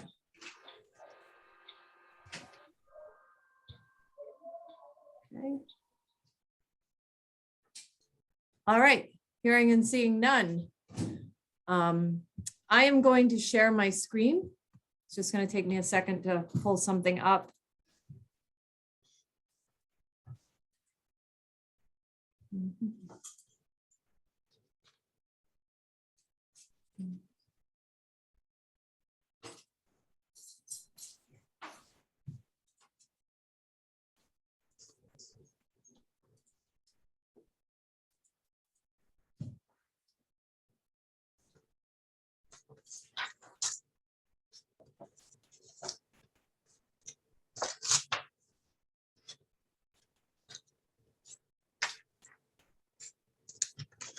All right, Rich.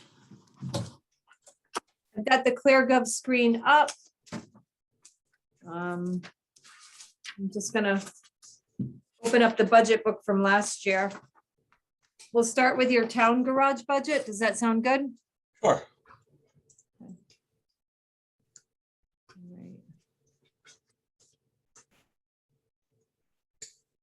All right. So there's not much for changes except for, I believe we were able to reduce a little on the electricity side of things, but then we had to increase a little on the heating oil. Okay, so you said increase on the phone side? Is that what you No, said? Decrease on electricity, just based off of the last couple of years' expenditures. Okay, We felt we were able to drop that a little bit, and then due to the loss of our ability to store waste oil on the site and the removal of our waste oil furnace this year, we're going to rely a little harder on heating oil, so we increased that line. okay.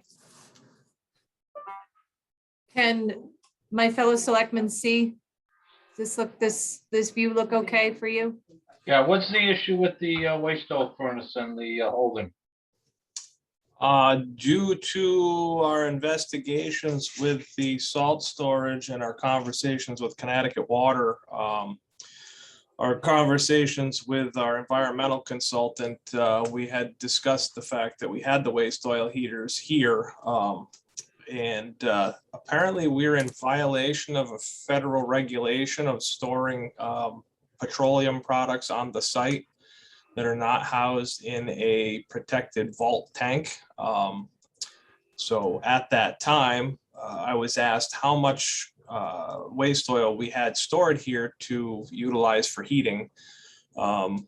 We were somewhere around 1,750 gallons at that time, to which I was basically told not to repeat that and to make it go away. At the moment, we've burnt a lot of it. We've been relying on it heavily for heat. We've kind of turned down the oil-fired heaters that we have, and relied a little heavier on the waste oil just to utilize the free heat and also to remove it from the property. I think currently we're down to about 750 gallons plus whatever is stored in the tanks inside the building. So basically, I was told to make it go away and do not bring it back, or we could face some significant penalties. Okay. Any other questions? No, none for me. That in. All right, so we'll move on to the Public Works budget. Oops. Hey, Rich, did you send that one to me? Oh, wait, wait, sorry. There we go. Okay.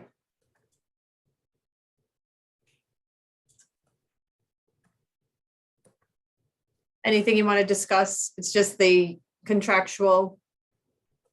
Don't think there was there any changes in this? Like any other changes besides the salaries, the contract salaries?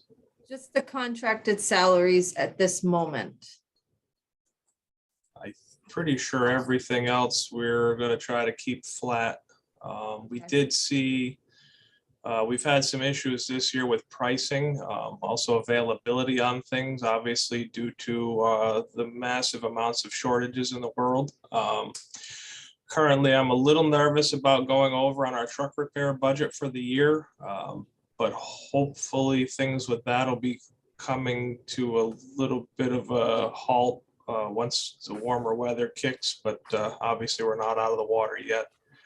So I don't really think we had anything, just trying to, be mindful of the world that we're in today, and costs are going up for everybody. So really trying to keep things as flat as possible. There was the increase in the fuel. I spoke to Orla about the contracting, the pricing for diesel and gasoline. She had recommended putting a 15% increase on there until we get actual numbers, just to kind of cover our bases. So obviously that could change before we go to referendum. But that was based off of her thoughts in conversation with the company for doing the negotiation.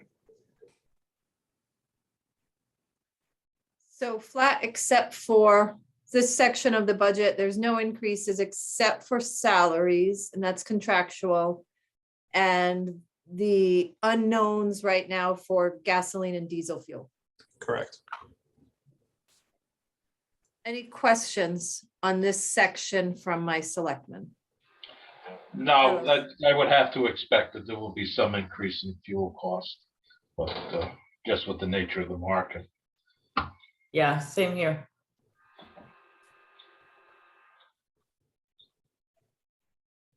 These. So Rich, I just had the question, I'm trying to find it here, on the repairs to the vehicles. Yes. What line and item is that falling under?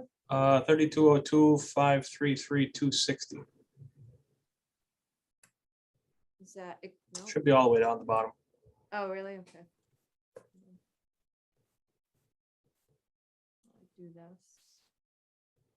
Oh, here we go. No. Am I missing it?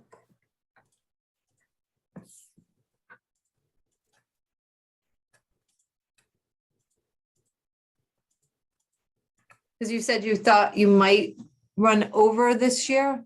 Oh, truck repair parts. Here it is. Oh, yeah. Yeah, we're So right now getting, you're at around 38. yeah, we're getting close. We got some broken stuff at the moment. Body mount that exploded on one of the 9 tons, and one of our older 9 tons is currently sitting at the end of Heritage Circle, not running. So we don't know what's going on with that. We're working on getting it towed back to the garage at the moment. We have a unit that's getting picked up currently from International that had a turbo let go. So that's you know, it's just the nature of the beast. A lot of the stuff's getting older, and even, you know, we're way out on replacements. So Right. we're trying our best to keep the costs down, but the cost of the parts have gone up. Availability has been a very difficult thing, and you know, obviously sometimes when these things break, we need them tomorrow, so we end up paying a little bit more for shipping or what have you. But you know, we have some equipment repair monies that we can fall back on. Okay. That's a little underspent at the moment, but obviously a lot of those funds will start getting spent as we get closer to the summer months to get the equipment ready for our road construction season. So hopefully everything will balance itself out. But I didn't feel the need at the moment to make any increases to that. I think we'll be able to make do with what we have. By maybe tapping into, like you said, equipment repair, parts, et cetera, if Correct. you have to. And the 38 that's here, that's currently the actual, at least up until I think mid-January, that must include some repairs on the roll-off truck. Yes, that was. Or not, would it? No, actually it does now. Unfortunately, last year, the Board of Finance opted to cut my repair budget for the transfer station. And I had been charging a lot of the repairs for the roll-off truck to that line item due to the fact that we don't use it at all really for public works. Right. So, and then kind of all hell broke loose at the transfer station last summer and into the fall with a lot of hydraulic issues and electric motor issues with a lot of the compactors, and that kind of took that budget right out from underneath us. So the repair costs associated with the current roll-off truck have been charged to the truck repair fund. Okay, and again, what was I know we ordered the roll-off truck in the last budget season, or it was granted to you, but what's the estimated time for delivery on that at this point? Still waiting for a current update. Last I knew, we were expecting the Easter Bunny to drop it off on his way through. Okay. We had originally started off as it was going to be a Christmas present, but it's last I knew, the truck was still sitting on the ground in Mexico waiting for parts. And once those parts came in, it would get shipped to the body company and then forwarded off to us. So. Okay. All right. Any other questions on this part of the budget? No, I think I'm good. All right, I'm good. ground supply parks. Nope. You want to expound on this, Rich? So in the last couple of years, recreation has used a lot of the funds for our ground supplies to make improvements to the ball field. I know last year Leslie had bought some new bases that those were overdue for replacement. They were cracked, broken. So that's been done. There's been a couple of other things that have kind of, little maintenance items that have been completed here and there.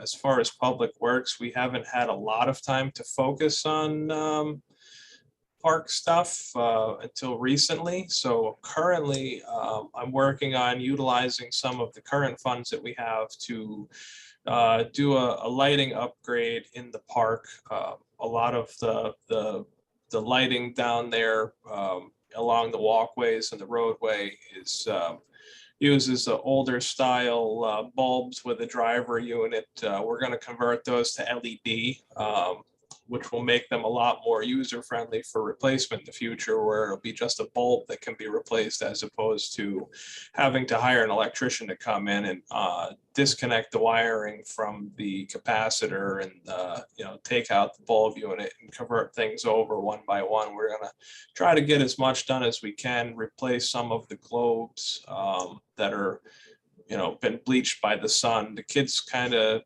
they throw things at them, they get destroyed, but the plastics on the globes down there, they're so brittle now that even a bird hitting them the wrong way is knocking them off and shattering them. There's not much left, life left in them. So we're able to source those globes. They're about $90 a piece. I think our system in the park, aside from the ones along 3 rows in the neighborhood there, we have, I think, 25 or 26 light posts. So we're going to try to get those done to start off with, and then maybe work our way through Central and Marshall Street after that, if there's any money left, or moving forward into next year, possibly, continue that. Just and then hopefully that'll save us some money in the long run as far as maintenance is concerned, because then we can just obviously, like I said, change out the bulbs without having to get into any wiring. I was told that there's a lot of complaints about the park being dimly lit. So maybe that'll kind of cure some of those concerns. And then, saving on the maintenance costs overall, and the going to LED could, potentially save us a couple of dollars here also. And the summer temporary help, another year where the ad was not answered, correct?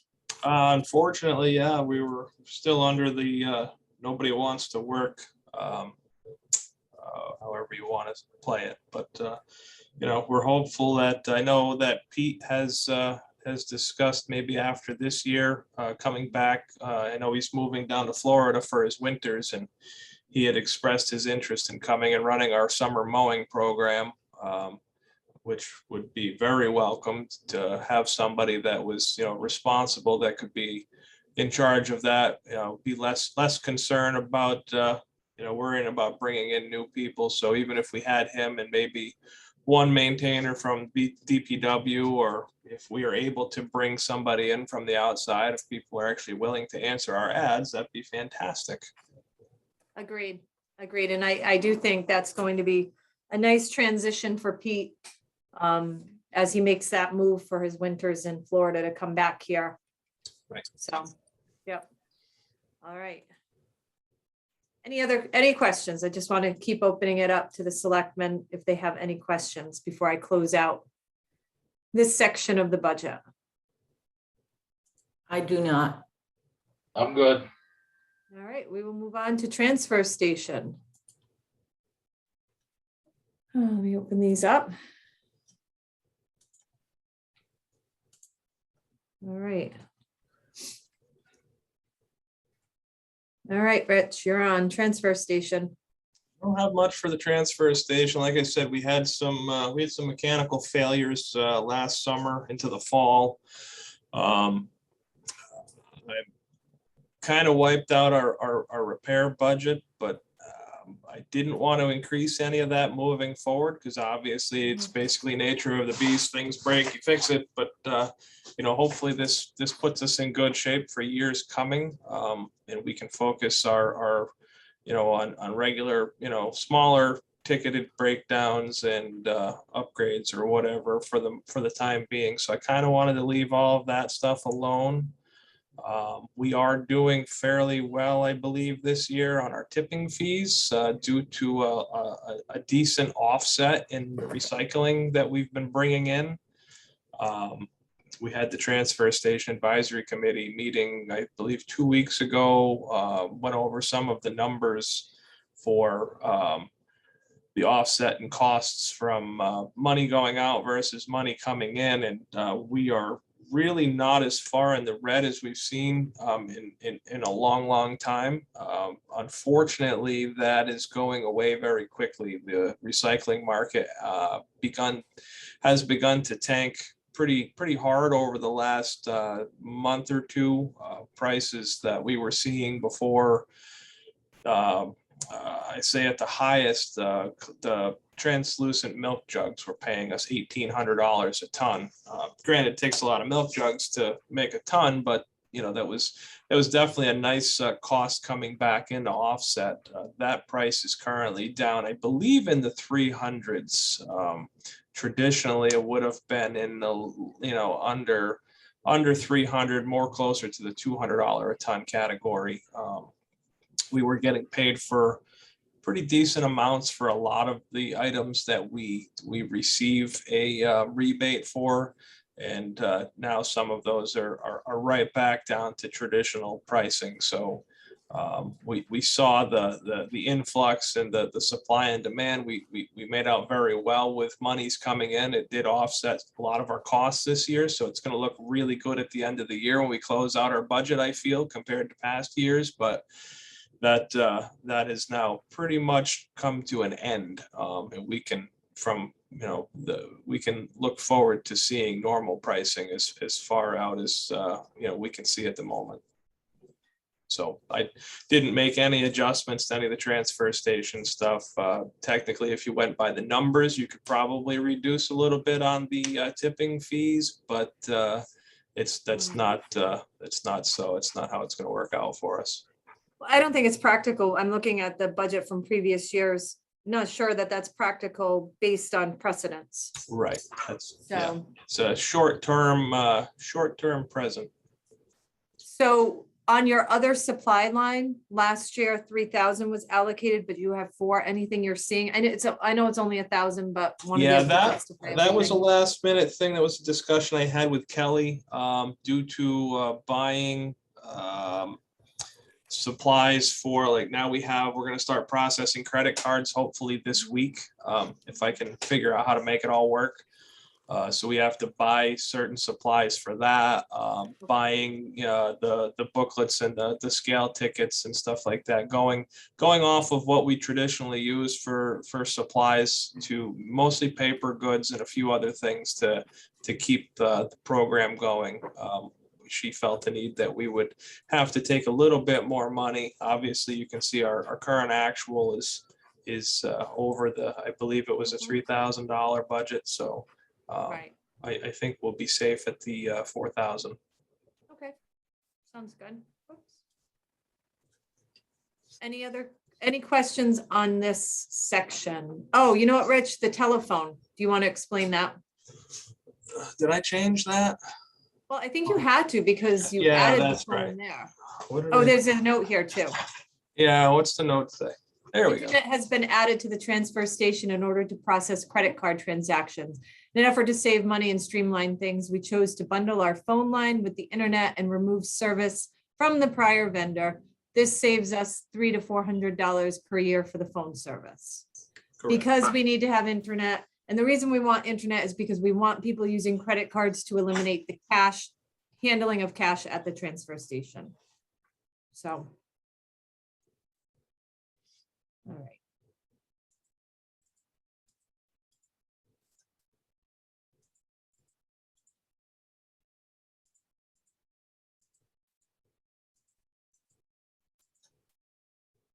You have a lot of line items. Yeah, there's quite a bit of things to look at. We're getting to the small stuff now. Yeah.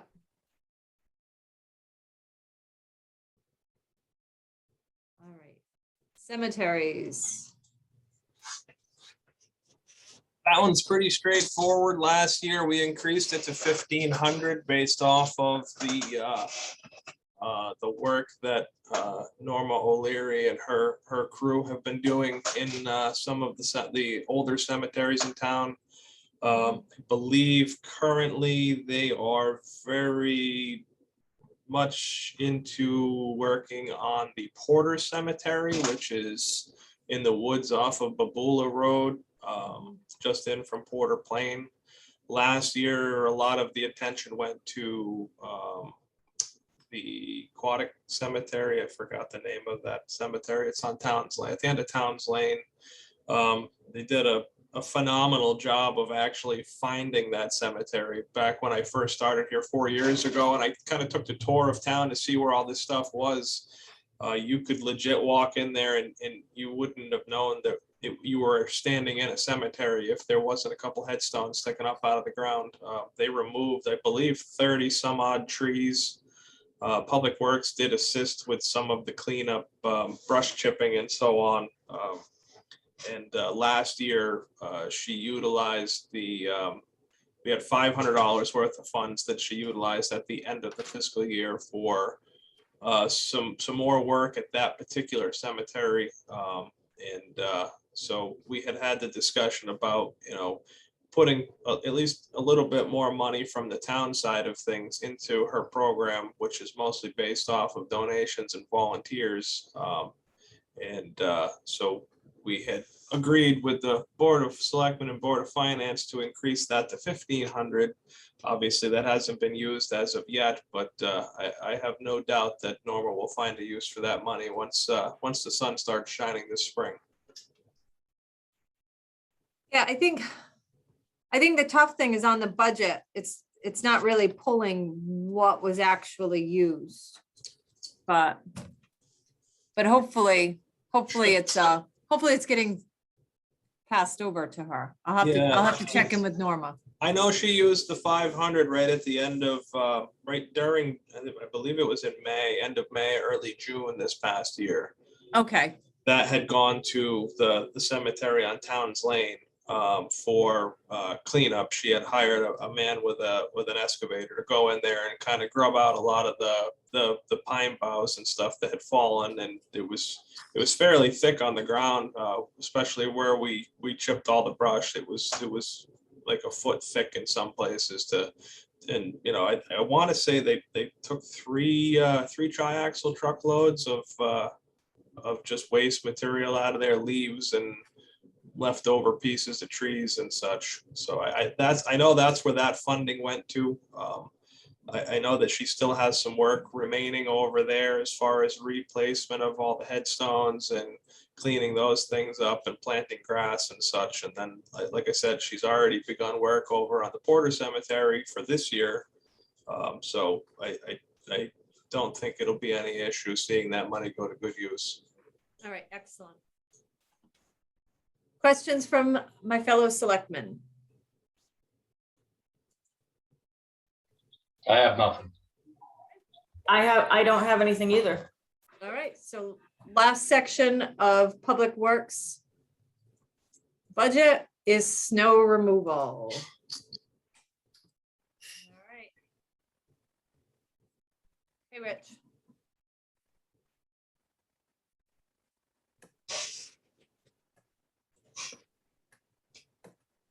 So I got to talk to Paula because I believe, I don't know where, so the overtime line item that's directly under salaries that's showing actual is 5,736, the next line up.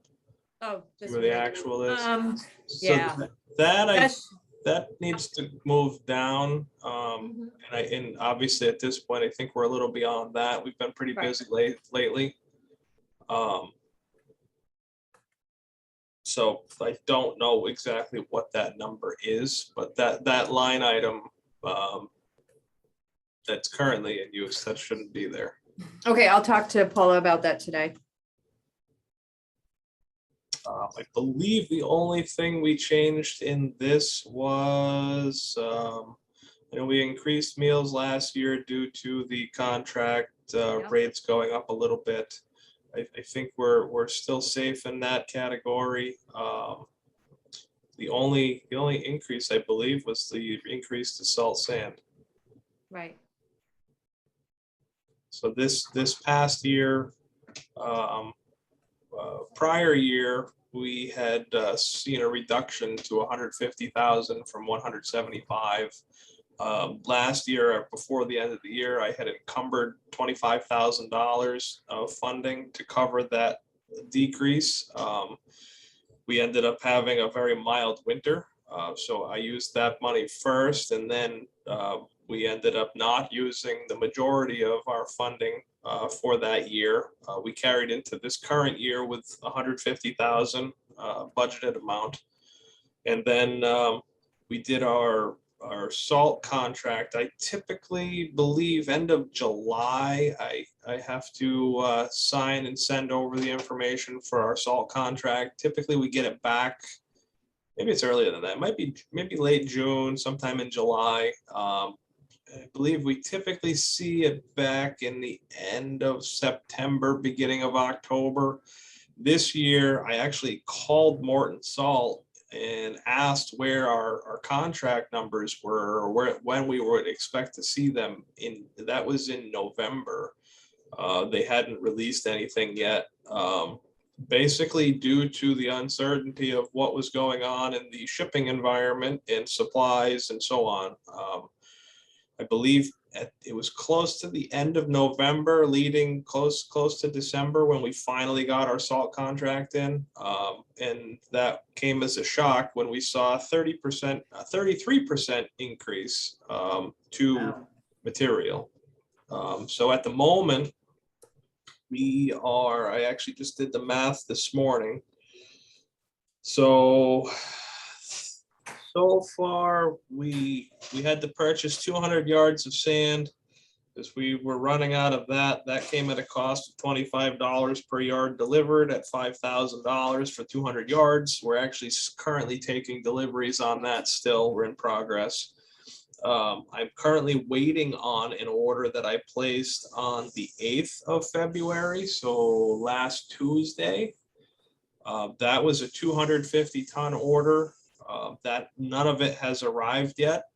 Once we complete our meeting here, I'm going to be on the phone trying to find out what's going on, because we're having a materials issue currently. So this morning, I also ordered another 150-ton. That will essentially fill our capacity at the moment. Right now, we probably have about 75-ton on hand. So going back out tonight, potentially with the refreeze, we are gonna have to trickle it on light. We're gonna, we'll potentially be out of material altogether tomorrow. So currently, with the orders that we are waiting on, I have $16,250.50 remaining in our current salt budget. So I put out an email last week just notifying Amy of the situation. She was passing that on to the Board of Finance. $16,000 worth of material is, I can do the math real quick.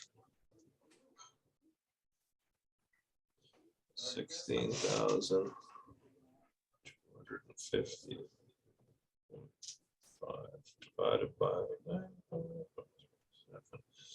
So I can buy another 170 ton with the money that we have on hand. So that is, we traditionally use about 100 ton, just shy of 100 ton every time we go out to put material on the roads.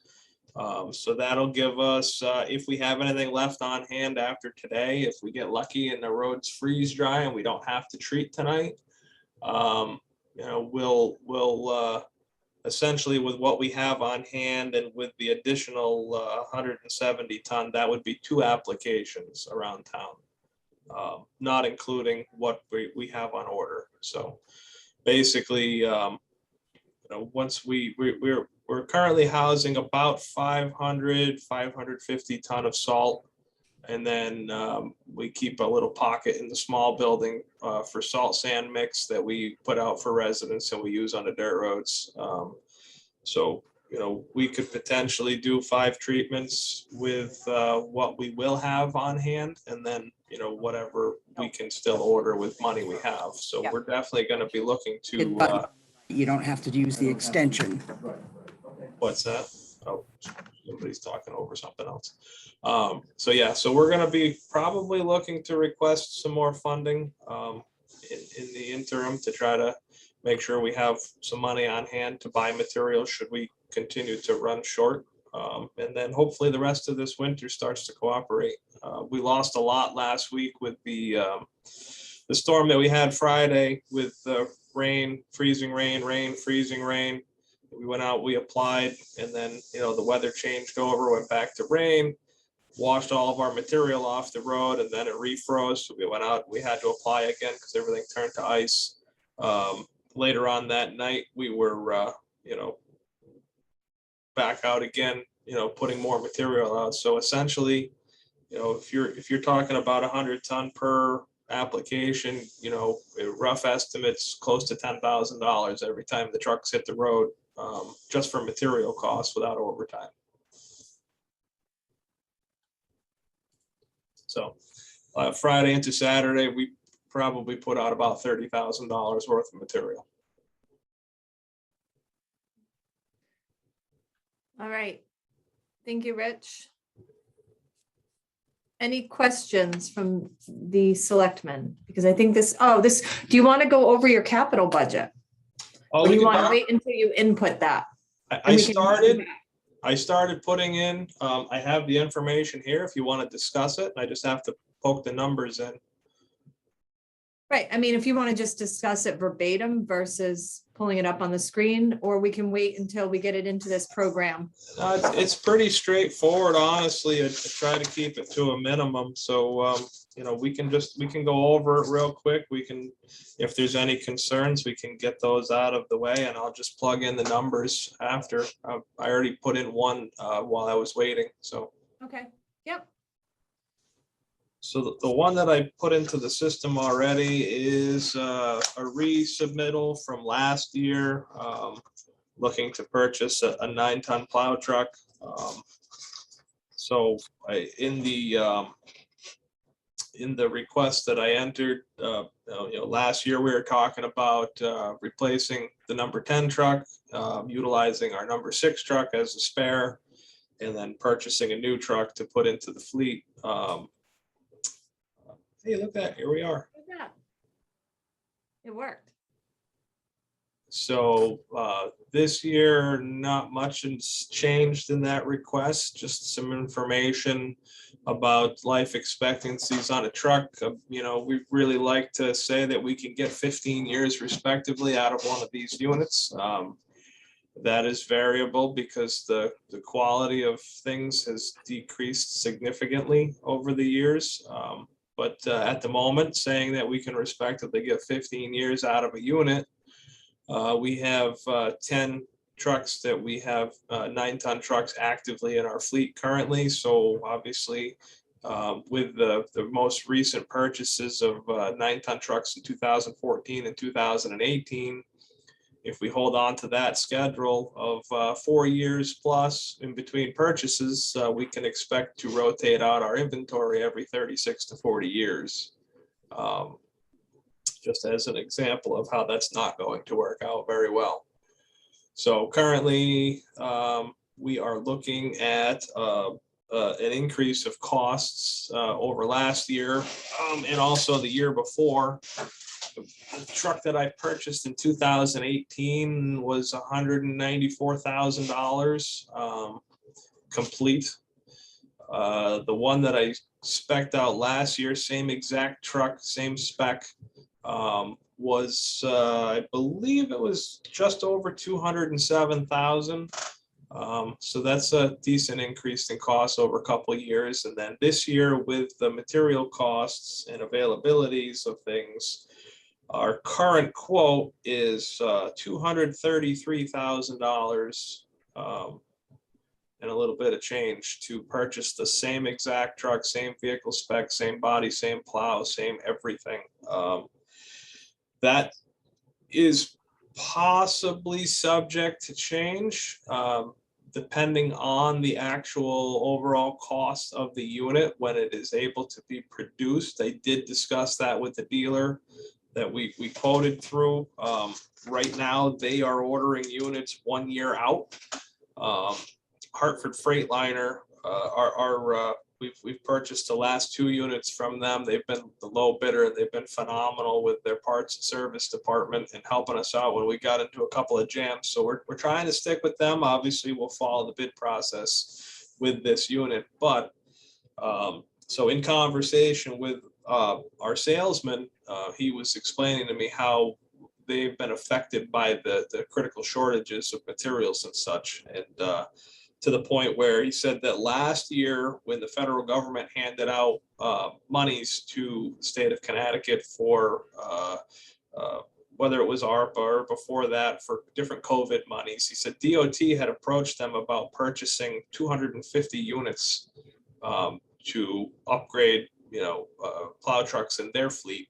And they sadly had to decline that order due to the fact that Freightliner Corporate had cut back their each dealer's allotted amount of vehicles that they could purchase, order or purchase throughout that model year due to the supply issues. So currently, we are hoping, if this was to be approved, that we would be looking at purchasing a 2023 model year truck.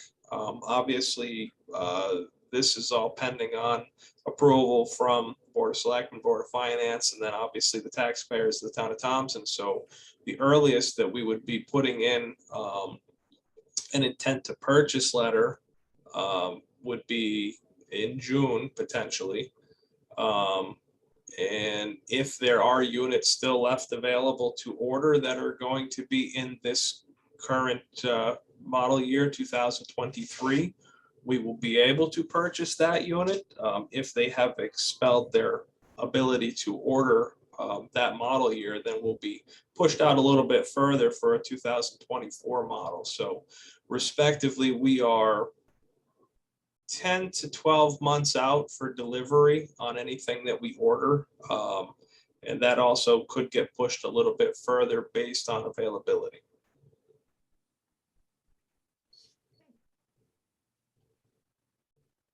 So Rich, you have your one request. Is there any questions from my fellow selectmen on this particular request?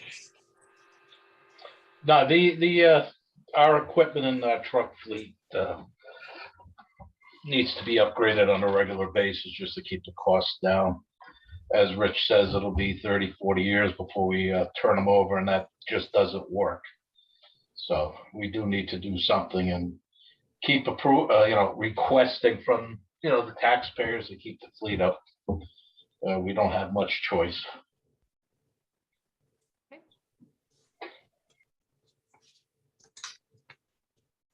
Okay, any other thoughts on this particular request? Okay, and Rich, did you have another request? I know you haven't entered it into ClearGov. I have 2 more. One of them is the annual the road paving budget request. I'll do that one last, just in case there are any questions. The next one's fairly straightforward. So I had a meeting. We've been going through the program with OSHA for safety here at the facility. We actually fared very well. It was volunteers, so there was no penalties or fines or anything like that involved.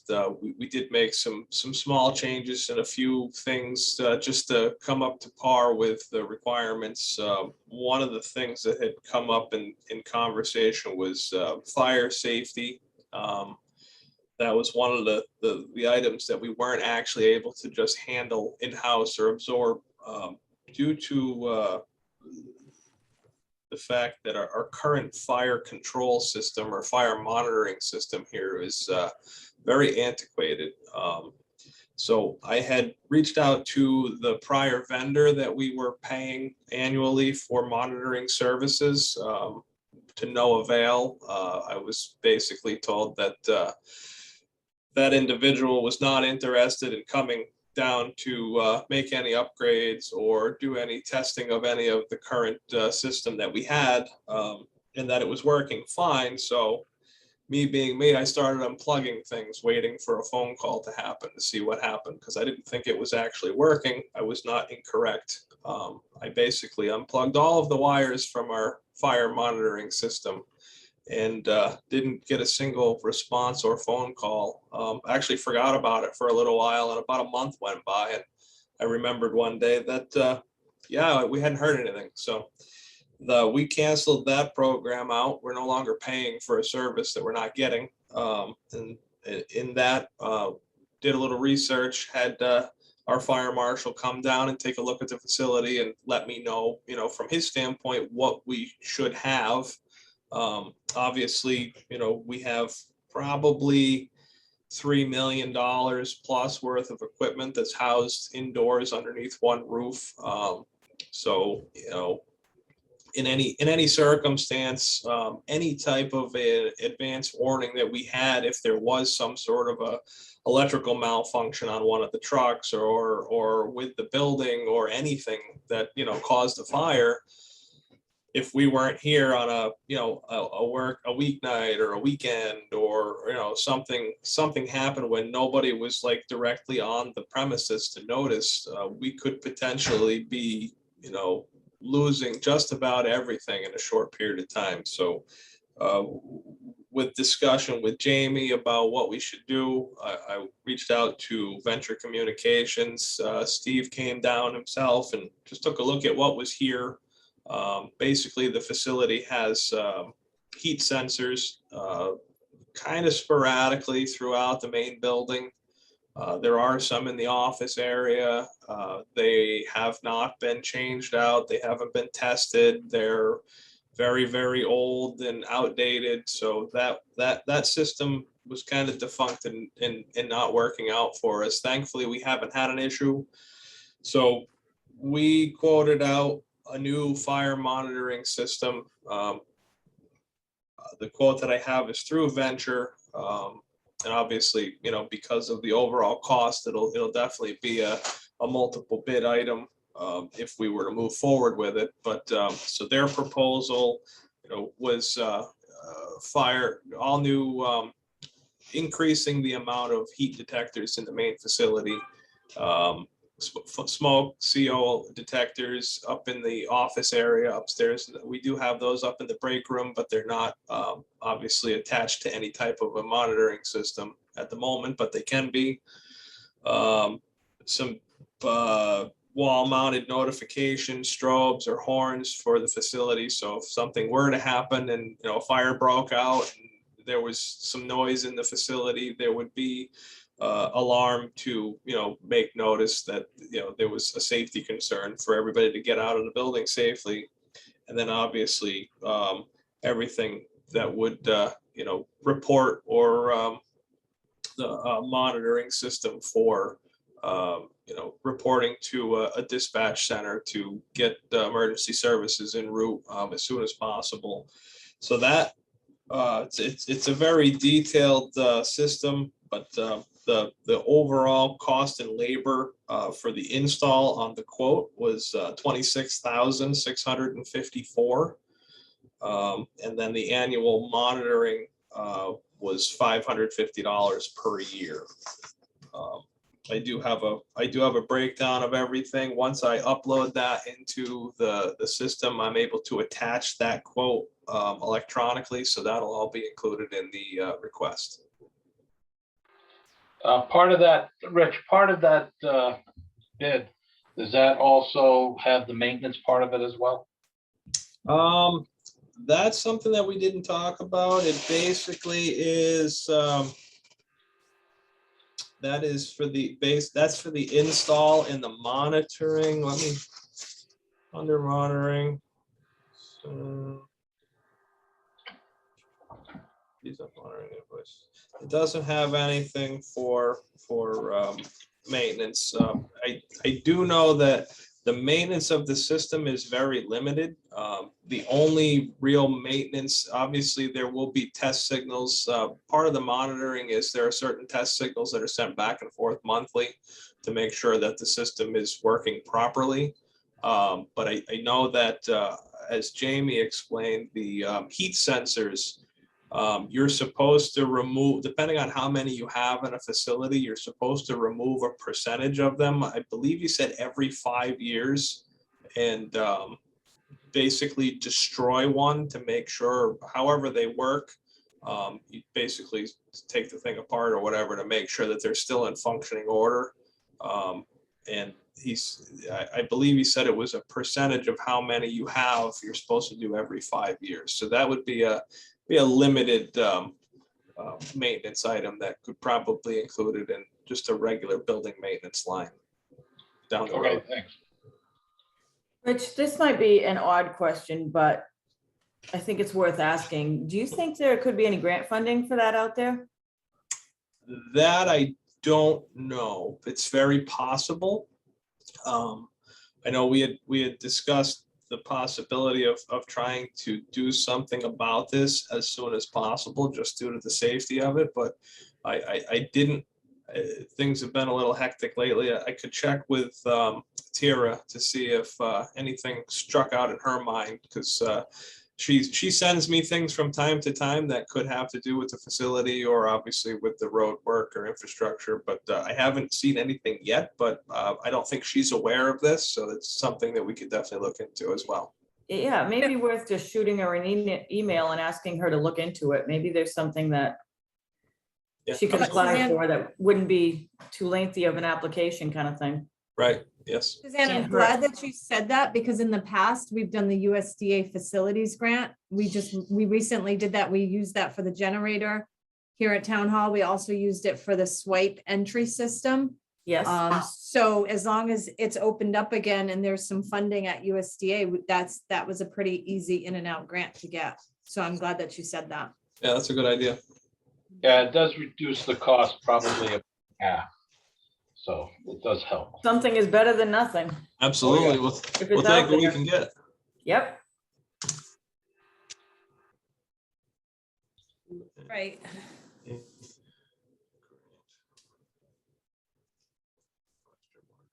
So Rich, the last one you have is the roads. Yes, so I'm trying to carry over the same amount every year.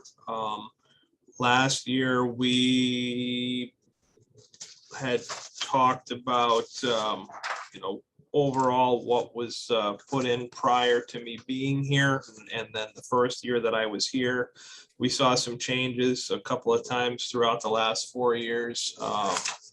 So I think traditionally we were looking at $425,000 to $435,000 a year between paving, and then there was a line item for chip sealing. And I had combined those to do what we're doing for the moment. Obviously, with the current paving plan, we will probably get back into doing some chip seal work eventually as a maintenance program, just to extend the life of the current roads, especially the ones that we've been paving, but that'll be down the road a little ways. And that could kind of, that all that stuff can come out of a mutual budget. Unfortunately, with some of the reductions in the budget lines over the years, the paving budget has kind of become kind of a general fund for all road projects, for guardrail repair, and any of those, potential, trucking and things like that we have to utilize on some of the road projects. I've been holding on to the drainage line item, because we purchase a lot of our drainage supplies that we've been utilizing every year off of that budget. We keep that one going. And that's just one less thing to have to dump into that paving fund, which reduces the amount of work that you get out of that money. So at the moment, we're still looking to push forward with the current paving plan. Also, we've been, aside from doing a lot of the drainage repairs and necessary work for preparations for the paving projects, we've been seeing a lot of failures around town of different drainage systems and such that haven't really been maintained very well over the years. So we've been doing some upgrades to those as well. So this year, we're looking to do some necessary work on Norman Hill Road. And then we were looking at doing some paving work on closer to the in-town area. There's not much left of Plum Road that really needs to be, completed. Now, these are some smaller projects that we're looking at doing, which will give us the ability to focus a lot more of our attentions on some of the stuff that's currently failing, some, drainage issues and general maintenance items that we really need to get to, while still continuing the progress of getting some of these roads rebuilt.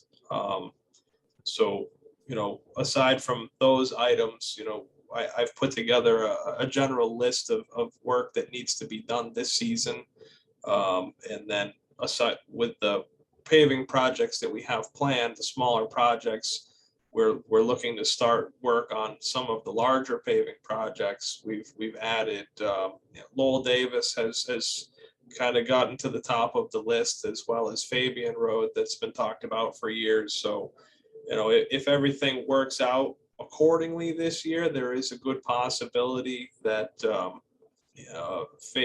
portion of Fabian Road will at least be prepared for paving this year, if not actually paved, ground and paved. We're looking at doing the section from Red Bridge to Hagstrom Road first. There is a significant less amount of preparation work needed in that area, just due to the fact that there's not a lot of needed drainage to be done. There's about 11 cross culverts in that section of road that need to be inspected before we do anything, obviously, but there's not a lot of drainage structures. There's I think there may be 2 catch basins throughout that section of road that will, make any necessary repairs to. The other half, or I say half, but third from Hagstrom Road north to Fabian Woodstock Road by the river, that's our more intensive area of work, just due to the amount of drainage that needs to be added in that area to absorb the water that comes off of the hill. So that'll take a little bit longer to prepare for that. So the plan currently is to work on those items, the preparation work for that section the following year, with potential paving later that year if we can get that far. Also, in the meantime, we're looking at beginning some of the work on preparations for doing Lowell Davis Road, adding the drainage on the narrow section by the cell tower, just in from Numatool from 193. Getting that cleaned up and getting some drainage, useful drainage in there, and widening up that section of road to make it safe for travel. And then we'll, part of the paving project will be to repave that section of road with its new functioning drainage system. And then the dirt section obviously will be left. We will probably grind and have that ground and graded while the machine is there, just to kind of remix the soil and bring some of the, aggregate, the rocks and stuff back to the surface from over the years of settling. Dirt roads typically, because of the freeze thaw and stuff, a lot of times you'll get like a silt layer on the top, or a fine layer, sandy layer, and that creates an issue over time. So, we'll grind that, have it professionally graded while the equipment's in town as part of the paving project. And then, we'll do the rest of that road from where the asphalt picks back up and heads out to Wilsonville. So we're looking to just carry over the same funding every year at this point in time between, what the taxpayers, the town of Thompson put in, Last year, I think the number was 435,000. So I was going to stick with that same number for this year moving forward. And it's been a number that's kind of been working out between that and the federal and state funding that we get. We've been able to handle the large volume of work and upgrades that we've been doing. Thank you, Rich. Any questions on this capital request? No, I'm good. I don't have anything. Thank you very much, Rich. Thanks for the work you and your guys do. Sure you guys were out a good portion of the day yesterday or last night. So Oh, yes. thank you. It's greatly appreciated. You're welcome. All right. Yeah, so plug those two capital requests in to that software and yeah, we'll be good to go. Sounds good. Thank you very much. At this time, I'm just going to take a quick 10-minute break, if that works. Yep. All right. I'm going to That pause. does- Sounds good. I'm going to pause the recording. We'll be back in 10-ish, 15-ish minutes. Okay, thank you. Yep. I'm here. I'm just going to mute myself and shut the video off so I can eat a quick lunch. Sounds good. Okay. All right. So moving on to the portion that this office usually handles. So we have Marie Mongeau here to present several budgets. Let me pull Hi, up this- everyone. All right.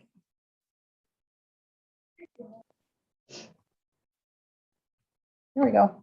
Can everybody see this? I didn't screen share, did I? Okay, hold on. No, Not as of yet. All right, let me work on this.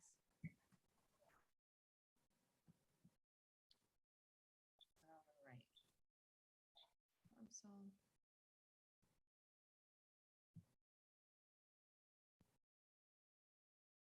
Marie, we'll start with Board of Selectmen. yes. So for Board of Selectmen, wages were left the same, and it's going to be a decision from you folks on whether or not that changes for FY23. I left it blank. So that's the first thing. For annual and special town meetings, that is the portion of what the town ends up paying for some of the advertising to set those meetings up, so that we're letting people know when they are, we're doing the legal notices, and that sort of thing comes under the annual and special town meeting. Stop me if I'm getting through this too fast. So the dues and memberships, there is a chart, I believe, Amy. Yep, let me bring it up. It has the subcategories. Where is your chart? That's not coming over. Oh, wait. Oh, you're moving on to the next. Okay. Well, dues So- and membership. Yeah, sorry. There Oh, we no, that's go. under- Okay. There's your chart. Yes, perfect. So I contacted CCM and the fees did not go up this year. The NECOG are the numbers that were supplied to us by them, and that's based on a per capita amount of money. The Chamber of Commerce has remained the same, as has the Thompson Business Association. If you did look at your budget book, we used to have a couple of years ago the Council of Small Towns, and that was eliminated. I recommend, based on what they do, that stays out of the budget, but again, that would be something that could be discussed adding back in if that's something you're interested in. So that's Board of Selectmen. Okay. Any questions? None.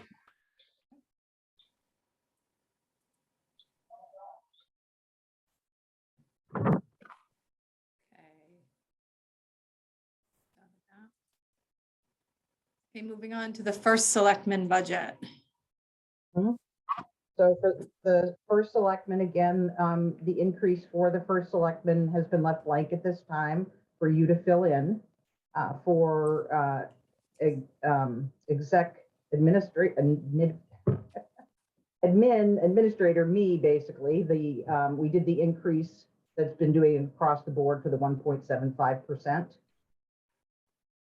There are no secretary clerk hours. There's no assistant to the executive assistant. And then the HR amount will be entered once the school and the town agree on what portion of Michelle Giaminaro's salary will be paid by the town.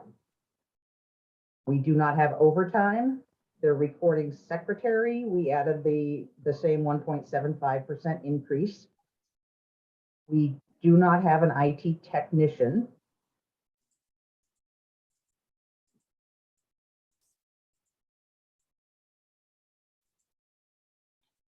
Okay, travel. So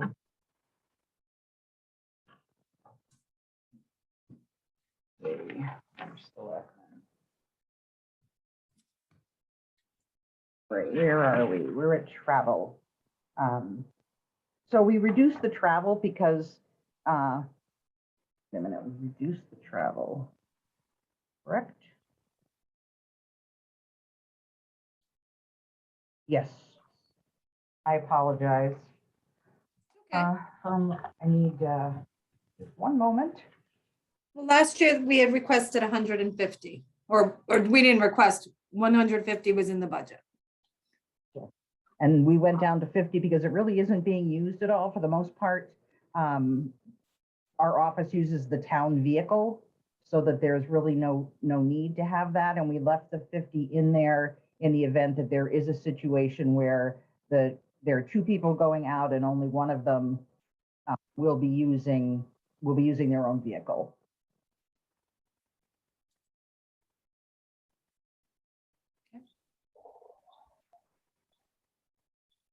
Right, for meetings and fees. we dropped that. Oh, No, just a quick question. I'm looking at my screen as well, mhm. and I'm showing travel at 150. I don't know why it hasn't updated. Yeah, it's showing 50 on Amy's screen. Yeah, but my screen that getting the authorization to go into it, I'm looking at 150. What if I accept that? I will check mine. I'm looking at the screen. So I'm not looking at the budget on my side, Ken, but I'll check it. Maybe Yeah, 'cause- ours isn't updating. Let me just find it. Yeah, I don't, it'd be a good question. Is this the first time that's happened, Ken? Versus, because I'm I've been look- accepting as I go. I'm looking at two screens. I've got my laptop going, I got my hard computer going. Just so I could try it, Bollock, with the bigger screen than on the laptop. And I'm looking at my regular screen. Like I said, I'm showing 150. And I don't know why it would show that. Because it shows, what was proposed was 150. So, It says for the in progress FY '23. in progress, it's showing 150. Okay. Then Okay, right so above this that, is under professional and technical. yep, tech services. Yeah, I'm just trying to find it on mine to see if it updated. And that was under travel. Yeah, mine shows 152. Yeah. Okay, that's odd. Yeah, for Okay. FY '23 budgeted. Well, another glitch we're gonna have to figure out then. Yeah, because when we go back to, we go through an awful lot of it, We Right. need to have matching. Yeah, when we want to go back and start looking at it again, when we have Right. time to really look at it, hopefully we're comparing the same numbers.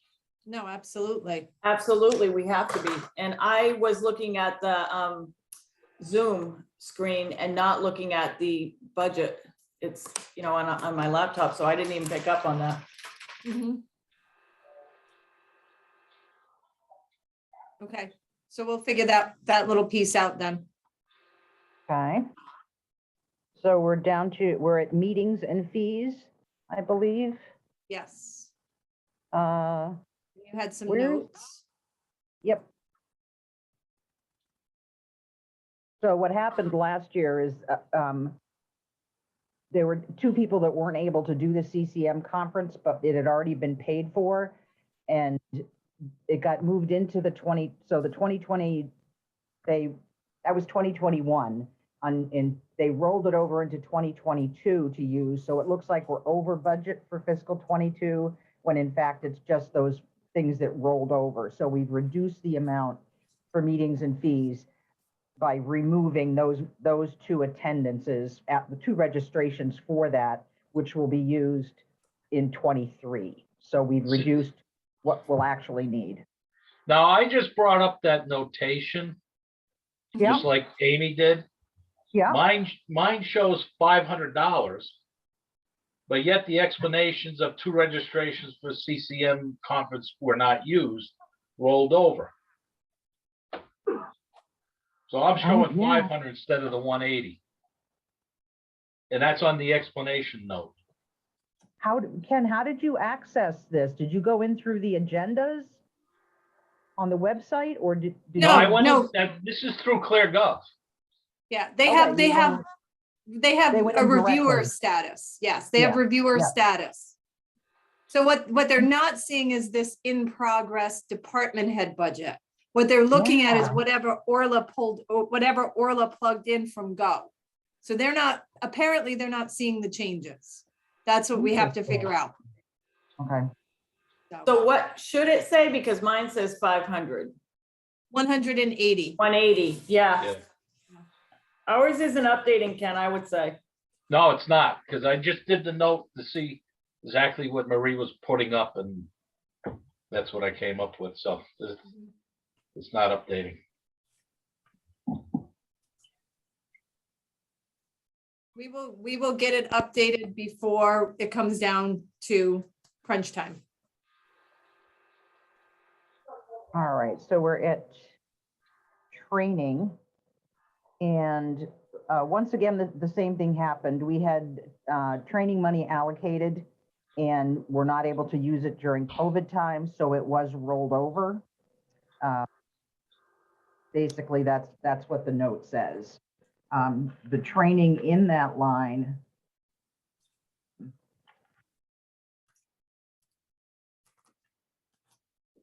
was for, there was some HR training, such things as COBRA and HIPAA, which at the time were things that I would have been doing, but are now not necessary, but there are things that could be done by Michelle. So again, we reduced that line, I believe, Amy, Mhm. that training. Yes, From 400 to 120. yep.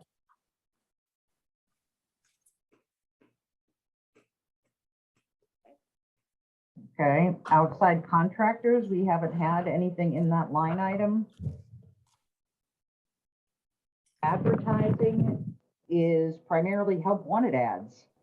There have been quite a few of them lately. We end up using local papers, but also post on Indeed and on another, we do the state site. There's one other, but Michelle is handling that, but I know that that's primarily what that advertising line is doing. And actually, you can see in 21, we were pretty close, so we left it where it was.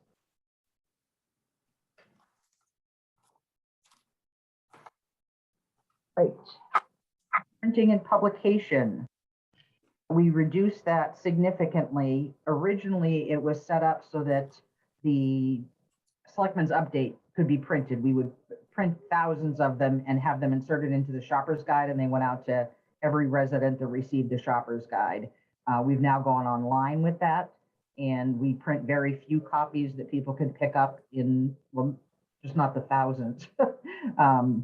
So that's why we reduced it and left it there in case there are other printing needs that come up, which, yeah, in case there's anything else that comes up, it's a small amount of money.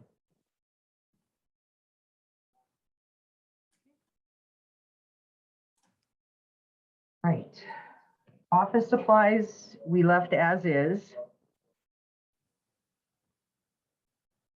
$450. The miscellaneous category, we also left that as is. That includes the Providence and Worcester Railroad lease, which is just over $400. And then the other things might be if we're changing if we have to do the lighting for Christmas, if, the bulbs burn out that are on the things that are decorating in front of town hall, those would be replaced. That sort of item. Are you looking at, this is something I'm just picking up on. You're looking at miscellaneous right now? Is that where you're at? Yes. Okay. What would have driven the number up to 1,841 in FY '21?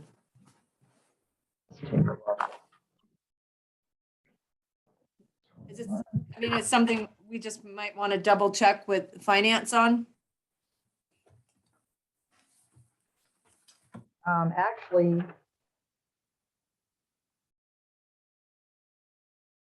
there's a Gilman and Vlad funeral home bill. I'm not sure what that's for. Oh, is that what got put there? Yeah.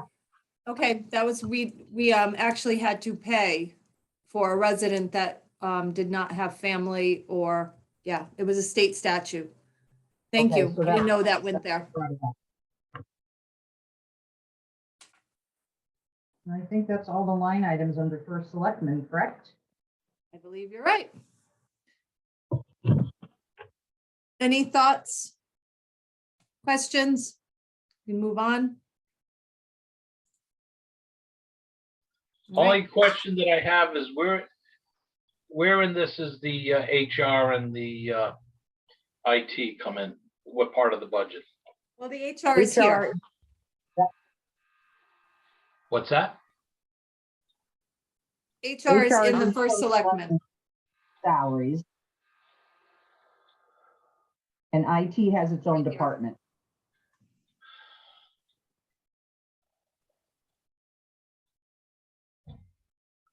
And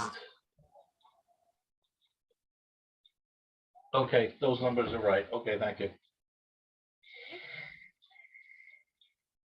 All right, moving on. Data processing, also termed IT in the budget now. Yes, I have Tracy Shand with me here in case I can't answer the technical questions, she can. Oh, that's good.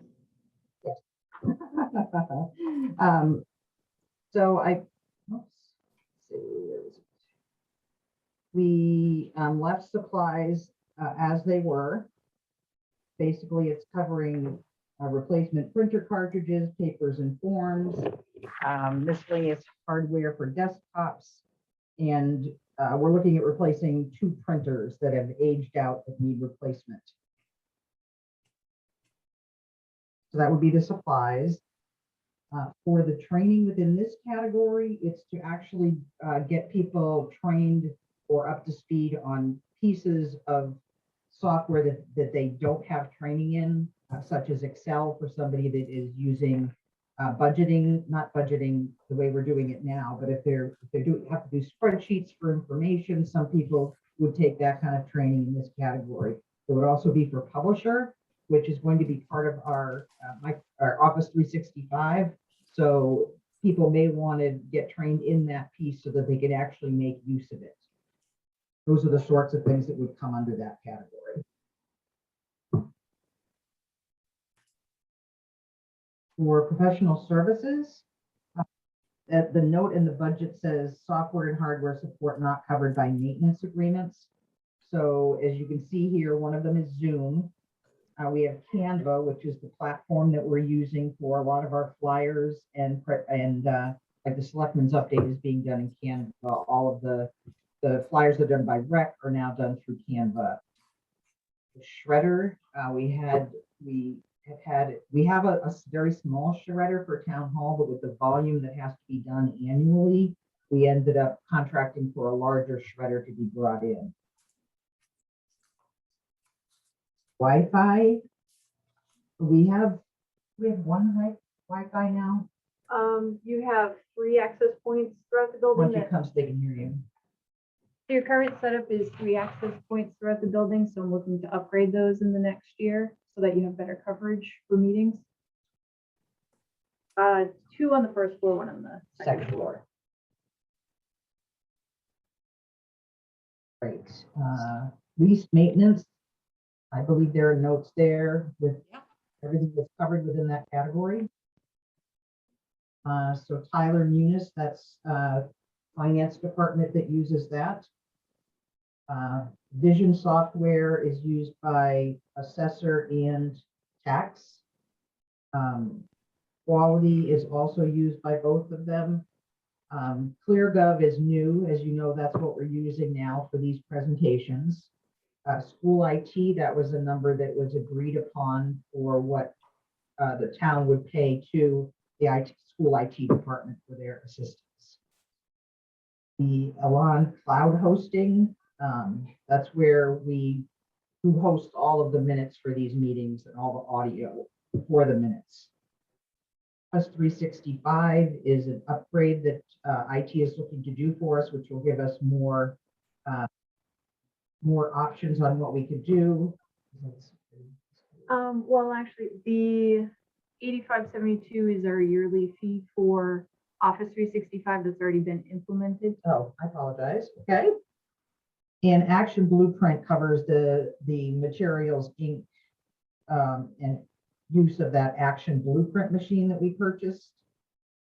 So the things that drove this number up from last year are ClearGov, because we were at 7,100 last year. ClearGov brought in about a little over 13,000, and the Office is a little over 8,500. So those two contributed to why the number went up so high, so much.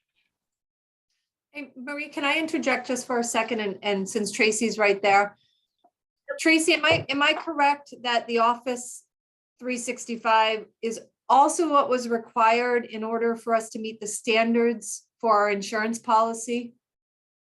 Yeah, it has a multi-factor authentication level to it that'll satisfy part of the cyber insurance agreement so that they continue to insure us moving forward. So Okay. yeah, it was. I wanted to make sure that I was clear on that and that everybody knew that was a factor. Absolutely. Thank you.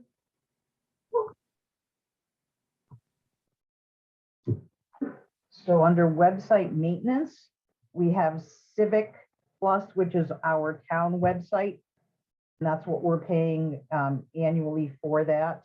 In 24 will be, actually, I won't even mention 24 until we get there in another year. And then HostGator is for, DNS records. So I'm asking Tracy to explain this one. So you currently still are paying HostGator $300 for this calendar year. Part of that is to manage the DNS records for your email and records going to your website. So it's small components they're still doing. I'm looking to get rid of that hopefully next year and consolidate to Civic Plus. But for right now, you still need it. Thanks. Now, quick question. The HostGator, that's where was the old system for emails? Yes. Like mine. If once you discontinue that completely, where do those emails go that we haven't swapped over yet? So everything should be migrated. If they're not, I can definitely look into why they weren't. Yeah, you need to look at my account because they haven't all migrated over at all. Okay. And in addition to that, there will be a local backup as well that we're going to keep on file for 10 years, whatever the legal requirement is. So just be a little bit more difficult to access in the next year. I'll have to do it manually. But it'll all still be there. Me too on this one too. Yeah. Okay, so now we're for that one. Oh, you do? Yeah. So for software, the Office 365, although it's we've been migrated for the most part over to that, we put in for 2 additional people to be transferred over to that line, so that if there's somebody that did not request it but actually needs it, or was not given it and actually needs it, that would cover 2 people being upgraded to Office 365 per year. And then Adobe Financial and Adobe Pro, I'm going to let Tracy talk about those. So we did find that Adobe Financial, well, it's noted as financial. It's Adobe Web Forms, I believe. It's something that Orla was using. We're not sure if the new finance director, when it comes to that point, will be using that same software.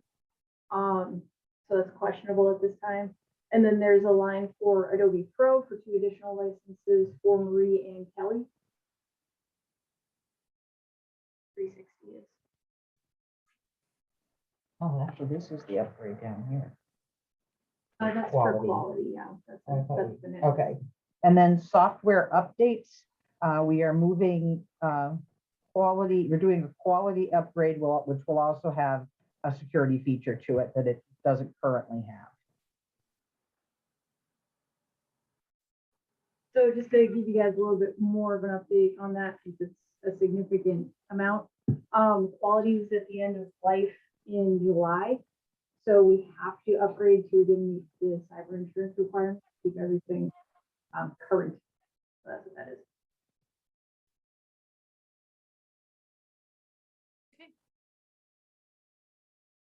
Any questions on IT or AKA data processing? I'm just wondering why we're calling it data processing and not IT. It's what was pulled over from Munis.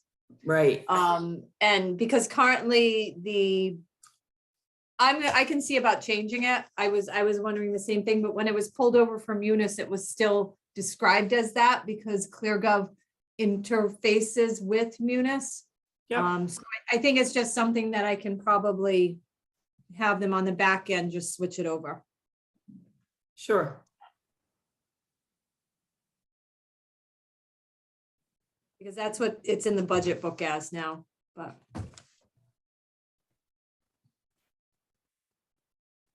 Any other questions or thoughts? Not at All this right. time.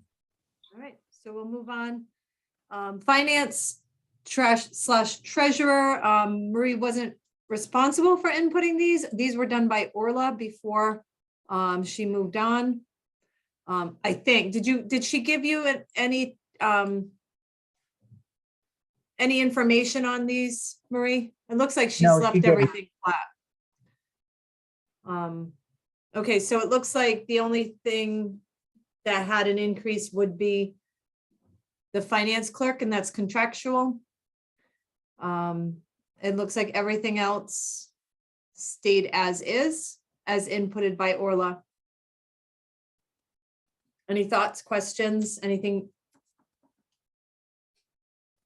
I think it's probably safe to say this is good to go. Okay.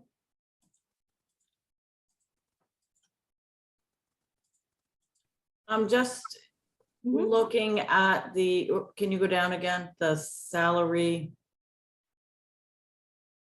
Wow, right there. finance and treasurer, does that wait, where am I? Okay, Yep, right so here. does that? Finance treasurer, 73. So 142, is that the projected amount, the possibility for the combined position? No, that's the top. That is the actual entire department. That's the So- entire department, but it says FY 22 73. That's why I was confused. Right. Yeah, so see if I close this, it shuts everything, and that's in the That's the entire. entire department. Okay, sorry. Yeah. Reading the new budget. Yep. Okay. Let me collapse that and we will move on. To town council. Just gotta find it here. There it is.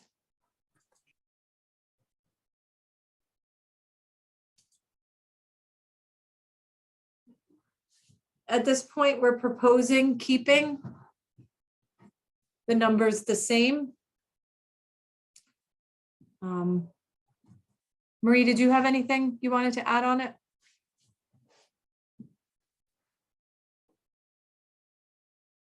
Any questions on town council?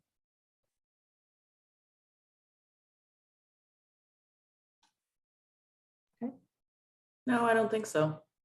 Okay. What is the, wait, what is the full budget line for that? 36,000. And we've Wait. actually spent 40 already? there was a special labor matter that Okay, kind of ate up a good portion of the budget. okay, but we're not expecting that for 23 then. No. Okay.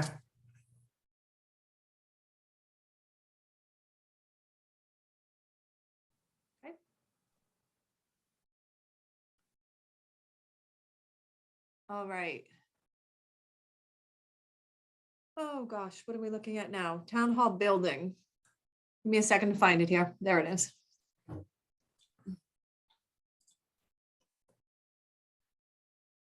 Marie, do you want to take this part over? Oops. Is Marie still there? Oh, there she is. Sorry, I had muted myself. That's okay. So there are a number of items listed under salaries. We don't have a head custodian at 40 hours. We don't have an overtime, or an evening custodian. Right now, we're just working with the maintainer custodian. And for that position, the 1.5% increase was put in. And again, we do not have a building maintainer line. Okay. For professional services, we dropped that. For travel, we dropped that line down. Pete was using his truck when he had to go out and get large items that couldn't fit into the town car. But we expect that we'll be able to make better use of one of the other vans to help with that. So we've reduced the line item. For cleaning services covers a couple of things. We've had to bring in another cleaning service while Pete has been out. And so part of that cost is in there. And also every certain, I don't know how many years it is, 5 years, we do the rugs, and it's time for the second floor rug cleaning to take place. And I could add too, because we're uncertain. Well, we know that Pete is planning on migrating south for the winter months. That's going to put us in an unusual spot of potentially needing a cleaning service more often. And then eventually we will need to find a new maintainer slash custodian. It's going to be, I think it's going to be difficult to find somebody quite like Pete, who's pretty much a jack of all trades and really takes care of this facility quite well. So we wanted to make sure we did have enough in that line item to cover us in the coming winter when Pete is gone. Okay, sorry, Marie, go ahead. No, that's fine. So for internet charges, that has remained flat. And they skipped the telephone. Sorry. Oh, we skipped telephone. Telephone. Oh, That's okay. yes, there's telephone. All right, so we are going to end up saving money. Where's the telephone line? We are saving money because what happened is the school has set us up to use the same system that they're using. So we're going to be getting brand new hardware and switching to a different service that will be handling the monthly fee rather than it coming, excuse me, it all coming from Nextiva. So there'll be a lower monthly fee. The hardware has already been paid for in this fiscal year with CARES funds. And then the only other fee that comes through under this category other than that monthly phone charge is the Frontier for the alarm system in Town Hall. All right, internet. Okay, postage. Take a quick look here.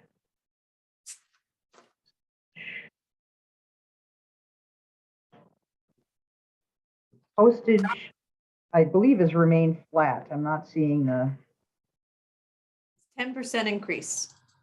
10%. Okay. Here's your. And there we go. Okay, thank you.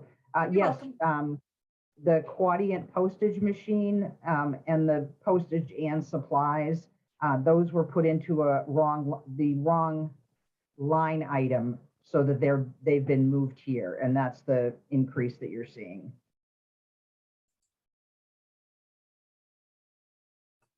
Where were they listed before? They were listed in service contracts. That's weird. Okay. All right, so the next couple are yours, Amy. Oh, electricity? Heating, yep. Oh, because, I'm sorry, this is flat, isn't it? Well, the fuel and heating is a negotiated contract that you do with Bill Birch up at the school. So you Correct. have to- Those two items we don't have. Yeah. Currently, we're going month to month with our electric bill. We haven't tapped into a supplier as of yet. This was something formally that Orla would negotiate. And currently with fuel heating, we're planning that 15% increase potentially. But we have not locked in a rate on either of these two items. So, I have a question about the electricity. Mhm. When we lock in on a rate, is it for, I mean, with a supplier, we do it combined with the school, is that correct? we only do that with the fuel. I don't think we do that with electricity.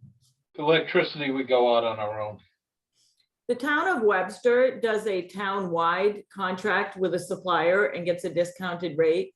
I don't know if that's anything we could investigate, but I can check with our representative. Yeah, can I see. mean, it doesn't mean that everyone in town has to subscribe to it, but it does automatically, they would automatically be contracted unless they opted out, I think is how it works. It Okay. just benefits the residents in the long run. Okay. Have we tapped into the digester up at the farm? We have not as of yet.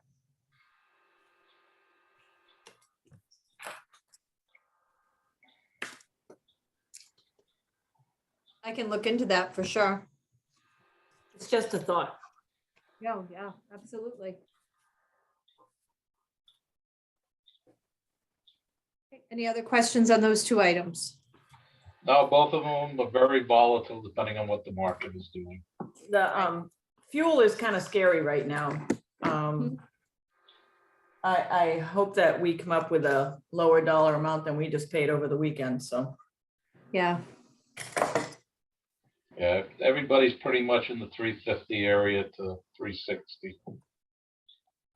Really? Because we just paid 480. Wow. my. Yeah. My delivery last week was 357. Maybe we need to look into changing. All All right. right, so we're up to service contracts. And that Yes. number has gone down because we moved the Quadient postage out of that line item up into the postage line item. Okay. The building repairs and maintenance has stayed flat. Extermination, we went up just a small amount because we're expecting a price increase from them. The copier and postage, that's actually supposed to be just the copier. The postage is not supposed to be part of that. So the money that's in there is just for the copier leases. Okay.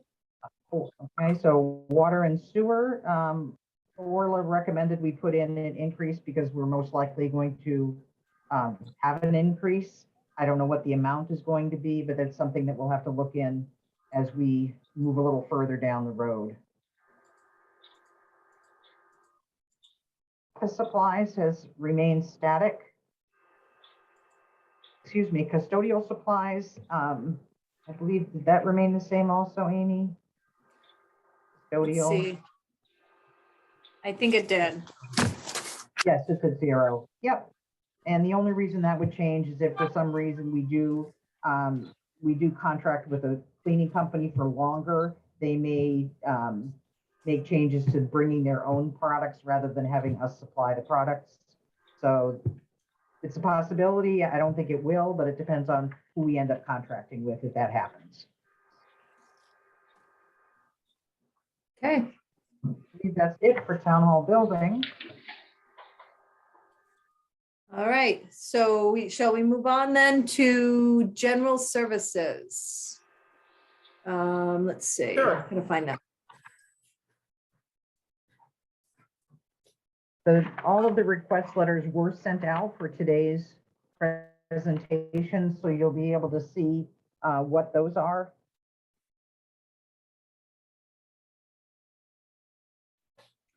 And we do have, United Services, TVCCA. Well, we haven't gotten to them yet, but they are coming to present. Oh, on okay. Wednesday. So we won't do anything with those, even though No, they you made a can request. Correct? Right, well, you can still talk about what they did request. All right, so let's see. General assistance, fuel assistance. I know Ann presented today. I believe Transit District, John took care of that when he Yep. did. Elderly sewer, we believe is probably going to go up, but that's something that we most likely would have to look into further. Has United Services presented yet, Amy? I don't, They are presenting on Wednesday, okay. but they did request $6,616. Right, and that's what they're doing with that is $6,616. They're doing that based on a per capita this year, and that's where that number came from. Let's see, Teague already presented today. TVCCA, are they one of the ones coming in, Amy? They're coming in on Wednesday as well. Okay, and just one thing to note about that is they requested and received last year the $10,000. The $6,000 extra that they're adding is for a one-time request because they're making upgrades to the building and the facilities that are ancient, from what I'm told.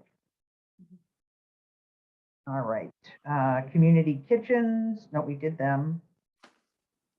It's Turtle Rock Town likely- Scholarship. Yep, Pardon me?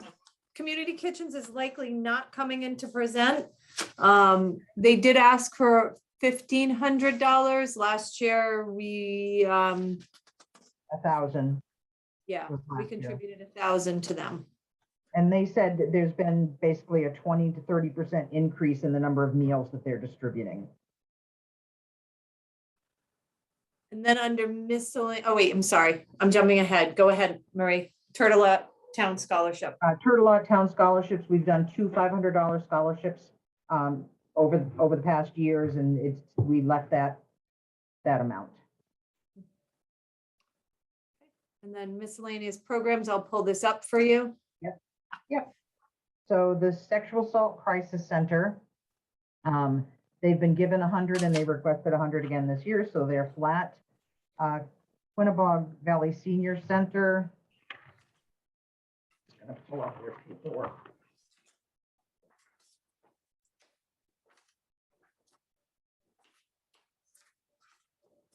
Basically, they're just looking for us to provide more money to cover expenses that are generated by the town of Thompson participating in the senior center.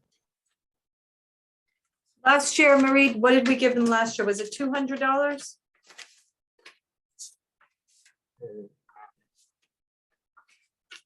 There it is. Sorry. We're looking at essays, Quinnebog Valley Senior Center. Last year, they received $50. $50, okay. Yeah. Right. And Access Agency, are they coming in to present? Amy? They already did. They did. They did the okay. other day. Okay, and I'm not sure where this went, but basically they didn't request anything for the no free shelter. They just asked for the $1,000 for general services. Yep. Last Green Valley has remained the same. It's their request. Oh no, I'm sorry. It went from 100 to 500. That was their general request for services they provide plus making the town of Thompson a Walktober sponsor. And in the past, like you said, we've donated $100 to the Last Green Valley. Right. So, I think that's everything on general services. okay. Any Today. questions on this item of the budget? No. Okay, veteran services, Bob had said to leave it as is. So the only change is to his salary increasing by the 1.75%. Marie, do we ever get any numbers on how many veterans are working with Bob? Actually, no, it's a great question, though. I'll make a note of it and ask him.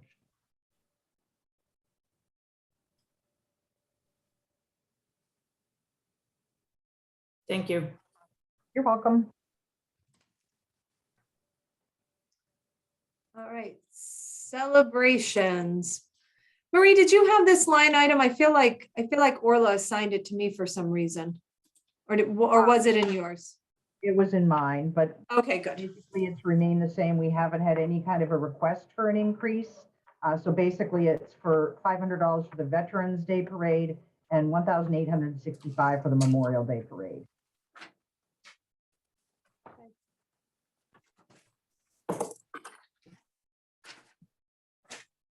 Okay. All right.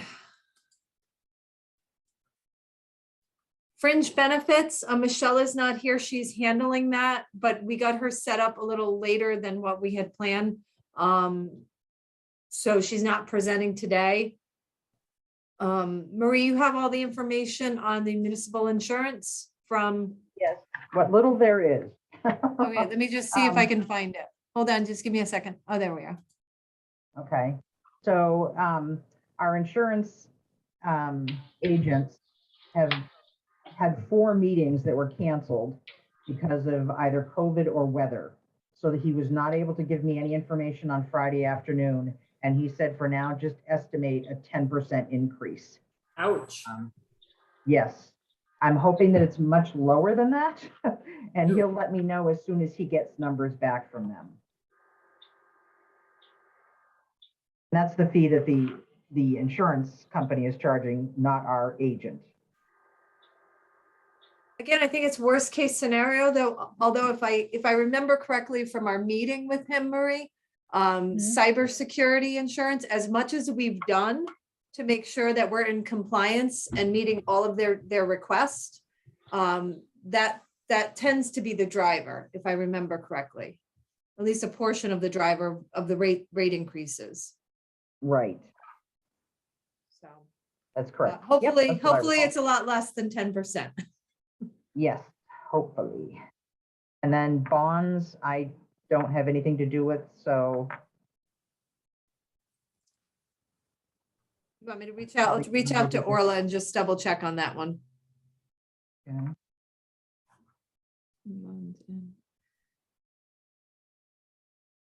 A million notes here. All right, any thoughts, questions on the municipal insurance? No, it's a moving target till we get into April and they come up with firm numbers. Right. And the last pieces, capital expenditures, we don't have that budget completely in place yet because I did not have permission. Like I said, I don't know if I told you, Orla just gave me the permission because she had started to create the capital side of ClearGov. So last night she did give me access. So the department heads are working on that so we can review it at a later date. Transfers, debt retirement, contingency are all things that we're going to probably pull Orla back in for just to assist us unless we find an interim finance person in the meantime. So that really concludes today. I do want to open up the floor to the public for any questions on any of the budgets that were presented today.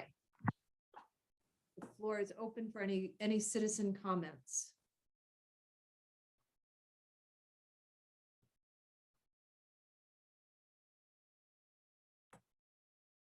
Okay, and I did have some stuff in the chat.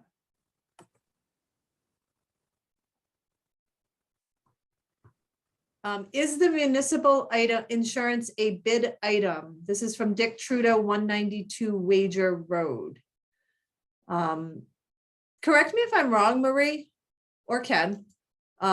We work with an agent who puts it out to various and goes to various companies to try to find us the lowest rates. Is that correct? That's Yes, correct. That's what my understanding was. Mr. Bill Warner said technician is misspelt. I'll have to find that. Let's see, was there anything else? Great, that was from the previous. All right. Any other thoughts from our selectmen? Questions, comments? I'm going to try to figure out why you're not seeing the in-progress budget. I'm gonna message them right now. They're usually prompt getting back to me. And my million other things I have to look into today. Yeah, that would be good.